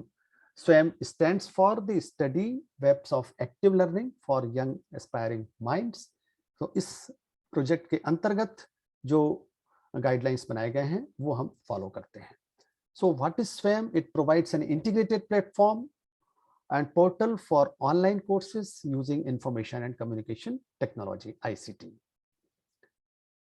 What is the aim? Aim of the SWAYAM is designing and developing massive open online courses, MOOCs compliant e-content, video and text, and in turn building robust educational resources in all domains. तो स्वयं portal के माध्यम से हम सभी विषयों में e-content और उनका पूरा उसका एवेल्युएशन, असेसमेंट एंड सर्टिफिकेशन, ये सब उसमें जिस माध्यम से हम कर रहे हैं, जिस गाइडलाइंस इसमें दी गई हैं, दे आर कॉल्ड दी स्वयं गाइडलाइंस. जो स्वयं की गाइडलाइंस हैं ई कंटेंट बनाने की, उसमें हम अपने कंटेंट को 4 क्वाड्रेंट में डिवाइड करते हैं. हम अपना एक टेक्स्ट बनाते हैं. वो टेक्स्ट लिखने के लिए एक अच्छी प्रैक्टिस अभी हम आगे और भी डिस्कस करेंगे कि आप जैसा कि हम सभी हाथ से लिखने के एक अभ्यस्त होते हैं, तो no problem if you write once with your handwriting and then you convert into the word file or the text file. But there are people जो कि डायरेक्ट भी कंप्यूटर पे वर्ड फाइल पे लिखते हैं. So that is also not a problem. जिसमें भी आप कंफर्टेबल हो तो आप अपना ई टेक्स्ट एक तैयार करें, स्क्रिप्ट तैयार करें. कैसे उसके लिए आपको पहले प्लानिंग करनी है वो भी हम आपसे भी डिस्कस करेंगे. So as far as the e content is concerned, हमको 4 quadrant approach as per the Swayam guidelines हमको रखनी होगी. तो हम अपना एक ई टेक्स्ट तैयार करेंगे, उसमें हम ग्राफिक्स, वीडियो, ये सारी चीजें उसमें हम इनकॉर्पोरेट करेंगे. हम लोगों ने जब भोज यूनिवर्सिटी के साथ में काम किया तो हमारे साथ में इंग्लिश के भी प्रोफेसर्स थे, होम साइंस के भी थे, मतलब साइंस के सब्जेक्ट्स और आर्ट्स के सब्जेक्ट्स, इंग्लिश लिटरेचर के भी लेक्चर्स उसमें हुए. और जब हम लोगों ने ट्रेनिंग किया और उसके बाद ट्रेनिंग के बाद जब हम लोगों ने प्रोजेक्ट बनाने के लिए आए तो ये आया सवाल कि जो आर्ट्स के इंग्लिश लिटरेचर में हम कैसे विजुअल और ग्राफिक्स डालेंगे. तो समझ में आया कि there is a scope in all subjects. जो भी सब्जेक्ट आप आइडेंटिफाई करते हैं, जो भी सब्जेक्ट आप लेते हैं, उसमें सब में पॉसिबिलिटीज हैं. Only you will have to think, you will have to plan और फिर आपको उसको इम्प्लीमेंट करना पड़ेगा. और उसको इम्प्लीमेंट करने के बाद खुद हमारे रिसोर्स पर्सन्स ने पाया कि अरे ये तो मतलब बहुत ही अच्छा एक टेक कंटेंट बन के तैयार हुआ है कि जिसमें हम केवल टेक्स्ट रखते थे या केवल जो टेक्स्ट बनाते उसमें tables are possible, figures are possible, videos are possible. So वो आपको रीथिंक करना पड़ेगा जब आप अपने टॉपिक को बनाएंगे कि हमको कहाँ कैसे कौन सा वीडियो, ग्राफिक्स, एनिमेशन ये सब आपको देना है. That will make your quadrant 2 that will be incorporated with your e text as well as for your recording. Then आप डिस्कशंस और उसके लिए भी LMS के थ्रू क्वाड्रेंट में इस क्वाड्रेंट का प्रोविजन रहता है. तो आप स्टूडेंट से डिस्कस कर सकते हैं, उनको उसमें ला सकते हैं, पार्टिसिपेट कर सकते हैं. दैट इज दी और कोई एक्टिविटी आप उनसे डिस्कस कर सकते हैं या उनको एक्सप्लेन कर सकते हैं, एक्टिविटी उनसे करवा सकते हैं activity. So that is the part quadrant 3. And quadrant 4, out of these all material आप उनका assessment in the form of MCQs, in the form of fill in the blanks, true and false, or short answer, or any type of assessment can be done through LMS under this quadrant. So this is the concept of 4 quadrant approach. So जब हम e-text की बात करते हैं तो e-text is a self instructional material, e-books, illustrations, case studies, presentation, etc. And the web resources such as further references, related links, open source content on internet, videos, case studies, books, including ebooks, research papers and journals. ये सारी चीज़ों का समावेश करते हुए या इनसे material को अपने टेक्स्ट में शामिल करते हुए जो अप्रोच है या जो मटेरियल आप तैयार करते हैं वो हमारे ई टेक्स्ट के अंतर्गत आता है. नॉर्मली फ्रेंड्स जब हम ई टेक्स्ट तैयार करते हैं तो उसका भी एक ये है कि 6 पेज 7 पेज जो अपने A4 साइज नॉर्मल जो हम उसको वर्ड में टाइप कर रहे हैं तो इतना होना चाहिए कि उसका क्वांटिटी स्टूडेंट उसको इंटरेस्ट के साथ उसको पढ़ सके, वो हम उसका ध्यान इसमें रखते हैं.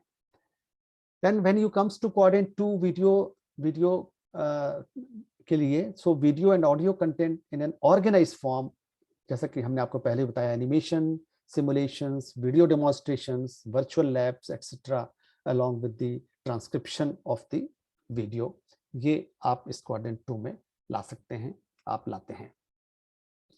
Quadrant 3 discussion forum, जैसा कि हमने आपको बताया, for raising of your doubts and clarifying them on a near real time basis of by the course coordinator or his team. This makes quadrant 3 in the form of discussion forum. And जब आप assessment कर रहे हैं problems and solutions के बारे में, अपने related topic जो है आपका, so multiple choice questions, fill in the blanks, matching questions with correct answers, short and long answer question, quizzes हैं, असाइनमेंट्स एंड सॉल्यूशंस हैं, डिस्कशन फोरम टॉपिक्स है and setting up of FAQs हैं, clarifications on general misconceptions हैं. आप model answer भी दे सकते हैं इसमें, मॉडल क्वेश्चंस, मॉडल आंसर्स, किस प्रकार से, जैसा भी आपका टारगेट ऑडियंस है, आप जैसा प्लानिंग समझते हैं. There is no restriction, because जो कंटेंट बना रहा है, जो टीचर है जिसको हमने इसमें टीम में रखा है, जिस प्रोजेक्ट में है, वो ही इज द रिस्पॉन्सिबल. हम उस पर छोड़ते हैं और वो इस सब काम को, वो अपना डिजाइन जो करते हैं उसको हम लोग एक टीम उसको वैलिडेट करके फिर उसको हम लोग एक्सेप्ट करते हैं. तो दिस इज रफली, जैसा कि हमने आपसे बताया कि ई टेक्स्ट 8 to 10 पेजेस मैक्सिमम. उससे रिलेटेड जब हम वीडियो बनाते हैं, जरूरी नहीं है कि ये वीडियो आपका पूरी तरह से उस पे बेस्ड, जो आप उस कॉन्टेक्स्ट में, जो आपका ई टेक्स्ट है, आपके टॉपिक के कॉन्टेक्स्ट में जो भी आप वीडियो समझते हैं, वो that duration of 5 to 8 minutes का video, and self assessment in the form of like this, and further references in the form of links and references, ये सब मिलकर के 4 क्वाड्रेंट का आपका जो टेक्स्ट है वो इस प्रकार से आपके सामने बन के तैयार होता है. स्वयं में एक और गाइडलाइंस, जो आप कोर्स का जो कॉन्सेप्ट है, कोर्स आउटलाइन का जो कॉन्सेप्ट है, स्वयं के गाइडलाइन के हिसाब से जो ब्रेकअप है, वो भी हम यहाँ पे आपसे डिस्कस कर लेते हैं कि ड्यूरेशन 40 आवर्स का लेक्चर यदि है तो एक कोर्स जो होगा उसमें 4 से 5 यूनिट हो सकते हैं, एंड उनके अंदर 20 to 35 लेसन्स हो सकते हैं. एक लेसन के अंदर 1 to 3 टॉपिक्स हो सकते हैं, और वो जो आपका लेसन होगा वो आपका e text, self learning, audio video component, self assessment और लर्न मोर, उसमें आप उस तरह से अपना एक कंटेंट बनाएंगे. तो आपका जो भी कोर्स है उसका ब्रेकअप आपको इस तरह से, आपका जो ड्यूरेशन है उसको फिर आप कोर्स में और लेसन में और फिर लेसन के अंदर से टॉपिक्स में आएंगे. तो ये इस प्रकार से आपको गाइडलाइंस के तहत एनालिसिस करते हुए अपना एक पूरा कोर्स का एक कंटेंट बनाना है, जो कि ऑलरेडी यूजीसी ने बहुत सारा काम इसमें हो चुका है. आप भी यदि अपने इंस्टीट्यूट के लिए, अपने कोर्स के लिए करना चाहते हैं तो इस तरह की गाइडलाइन के अनुसार से हम उसको करते हैं. तो फ्रेंड्स, जब हम करिकुलम या ई कंटेंट बनाते हैं तो वो डेफिनेटली, जहां तक मैं समझ रहा हूं, कि किसी ना किसी करिकुलम या सिलेबस के के गाइडेंस में बनता है, उसके अंतर्गत बनता है। तो हम देखते हैं कि करिकुलम या सिलेबस क्या है। So curriculum means a course of study and includes all the experiences which are provided by the school or college to attain the aims of education. This is curriculum, and syllabus is a part or subset of the curriculum and means a plan showing the subjects and content to be studied in a particular course or a fixed time. तो सभी के पास एक हम लोगों के पास में curriculum होता है, एक सिलेबस होता है, उसके हिसाब से हमको लर्निंग देनी होती है या टीचिंग करनी होती है, तो उसको हम स्टडी करते हैं। हम अपने केस में यदि देखें तो in our case the curriculum syllabus is a structured amount of teaching and learning prescribed by the board of studies to be covered during a semester और ईयर। नॉर्मली तो यूनिवर्सिटीज का, कॉलेजेस का, open universities का जो syllabus है वो एक time frame में होता है कि 1 ईयर है, 2 ईयर है, 6 मंथ्स है, एंड दैट सिलेबस के लिए एक एडमिनिस्ट्रेटिव अथॉराइज्ड बॉडी होती है। Normally it is board of studies और एकेडमिक काउंसिल, वो जो हमको बना के सिलेबस प्रोवाइड करती है। जैसे कि अभी हम लोग एनईपी पे भी सिलेबस को लगातार रिवाइज कर रहे हैं, तो जो सिलेबस हमको मिलता है इस अथॉराइज्ड बॉडी से, वो हमारा करिकुलम सिलेबस होता है। उसी के हिसाब से हम उसको अपने एक कंटेंट के लिए उसको एनालिसिस उसका करते हैं। तो जब हम करिकुलम एनालिसिस वास्तव में क्या है, it is a planning process है। हम उसको अपने जो भी टॉपिक को पढ़ा रहे हैं उसको उसकी एक प्लानिंग करना है। So first part is the sequencing of content. जैसा कि आप जो भी टॉपिक हम पढ़ा रहे हैं उसमें हम एक के बाद कैसे टेकअप करेंगे, उसको कैसे लेंगे, वो इस ई कंटेंट में बहुत इंपॉर्टेंट है। नॉर्मली हम जब फिजिकल क्लास में जाते हैं तो भी हम अपने उसको इफेक्टिव बनाने के लिए प्लानिंग करते हैं कि आज हमारा सिलेबस इतना है, इतने वर्किंग डेज हैं, ये क्लास है आज हमारी, तो हम इसको इस तरह से पढ़ाएंगे। सो that is a planning process. But E content में भी हम उसी को इस तरह से करते हैं, sequencing of content. Then synchronisation of theory and practical classes. फिर जो आप कंटेंट लेके आए हैं वो कंटेंट एनालिसिस और उस कंटेंट एलिमेंट्स क्या होंगे उसमें, ये पूरा इस तरह से जब आप उसको प्लान करते हैं, उसके बारे में थिंक करते हैं, सोचते हैं, when you think like that, then it is called the curriculum analysis और it is a planning process.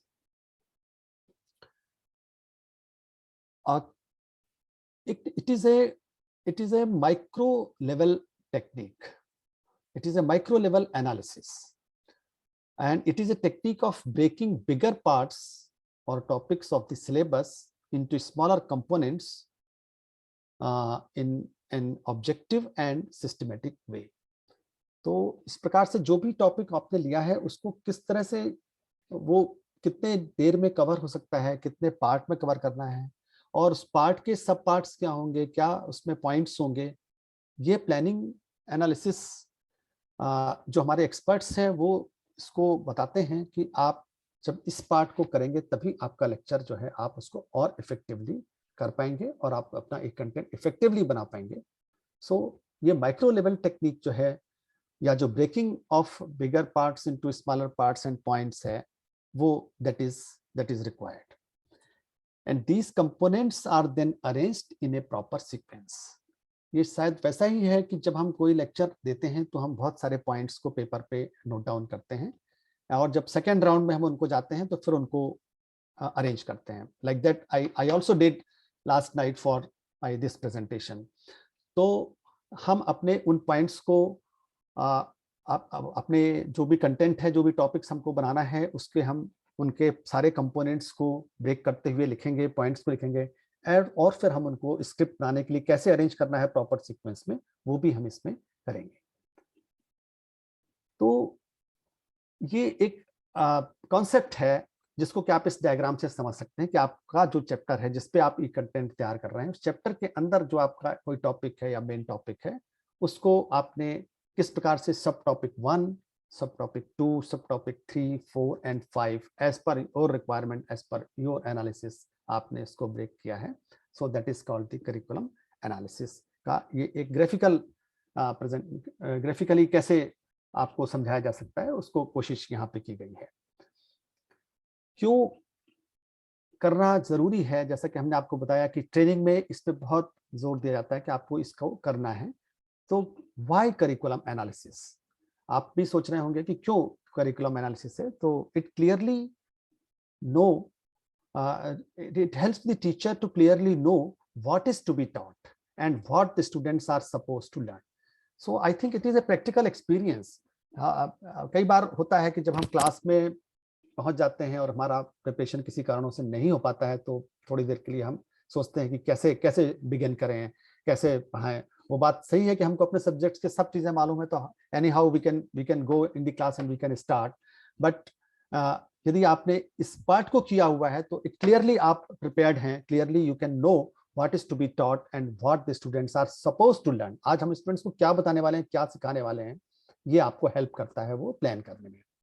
It helps to decide how much and up to what extent he और she has to teach based on the level of learners. आप class में जाते हैं और बहुत अच्छी तैयारी के साथ में गए और फिर स्टूडेंट्स आपको देख रहे हैं, तो आपको समझ में आता है कि किसके समझ में नहीं आ रहा है, तो अगले दिन आप फिर और थोड़ा उसको और नीचे लेवल पे जाके तैयार करते हैं, फिर बनाते हैं। तो यदि आपने पहले ही एनालिसिस किया हुआ है कि हमारे ऑडियंस ये हैं, हमको उनको किस लेवल से जाकर के शुरू करना है, कहाँ से शुरू करना है, कौन से फंडामेंटल टॉपिक को लेके आना है, उसको चीजें बताना है, so that all helps curriculum analysis. And आपके जो कोर्स कंटेंट होगा, it helps to identify the various components of course content. आप जो बना रहे हैं उसमें कैसे आपको कंपोनेंट लेके आना है, वो भी इसको डिसाइड करने में करिकुलम एनालिसिस हेल्प करता है। And right learning outcomes of the lesson and put in proper sequence, this is very important, क्योंकि हमारा जो भी ई कंटेंट है वो बिना लर्निंग आउटकम के नहीं होगा। यदि आप शुरू में मतलब पूरे एनालिसिस के बाद ही आप डिसाइड कर पाएंगे कि कैसे आपके जो टारगेट स्टूडेंट्स हैं वो आज उस ई कंटेंट के बाद क्या सीख पाएंगे, क्या आप उनको बता पाएंगे या वो क्या जान पाएंगे, that is the learning outcome. तो लर्निंग आउटकम कितने इफेक्टिवली डिफाइन करना है, कितने इफेक्टिवली बताना है उनको। और ये प्रॉब्लम हम लोगों ने जब ई कंटेंट कोऑर्डिनेटर के रूप में हम लोग आज भी काम कर रहे हैं और आज भी हम लोग खुद भी बना रहे हैं अपनी टीम में। मैं हायर एजुकेशन के लिए जो काम कर रहा हूँ उसमें मैं खुद कंटेंट बना भी रहा हूँ और एज ए कोऑर्डिनेटर भी मैं उसमें पार्टिसिपेट कर रहा हूँ। तो ये चीजें देखने में आती हैं कि हमारे क्रिएटर्स जब बनाते हैं उसको, तो लर्निंग आउटकम पे थोड़ा सा हमको फोकस करना पड़ता है, उसको देखना पड़ता है कि they should be very pin pointed, that they should be as per the guideline, किन वर्ड्स का यूज करना है, कैसे करना है। तो यदि आपने एनालिसिस पार्ट पे अपना टाइम डिवोट किया हुआ है, so you can effectively write learning outcomes of your topic और द लेसन।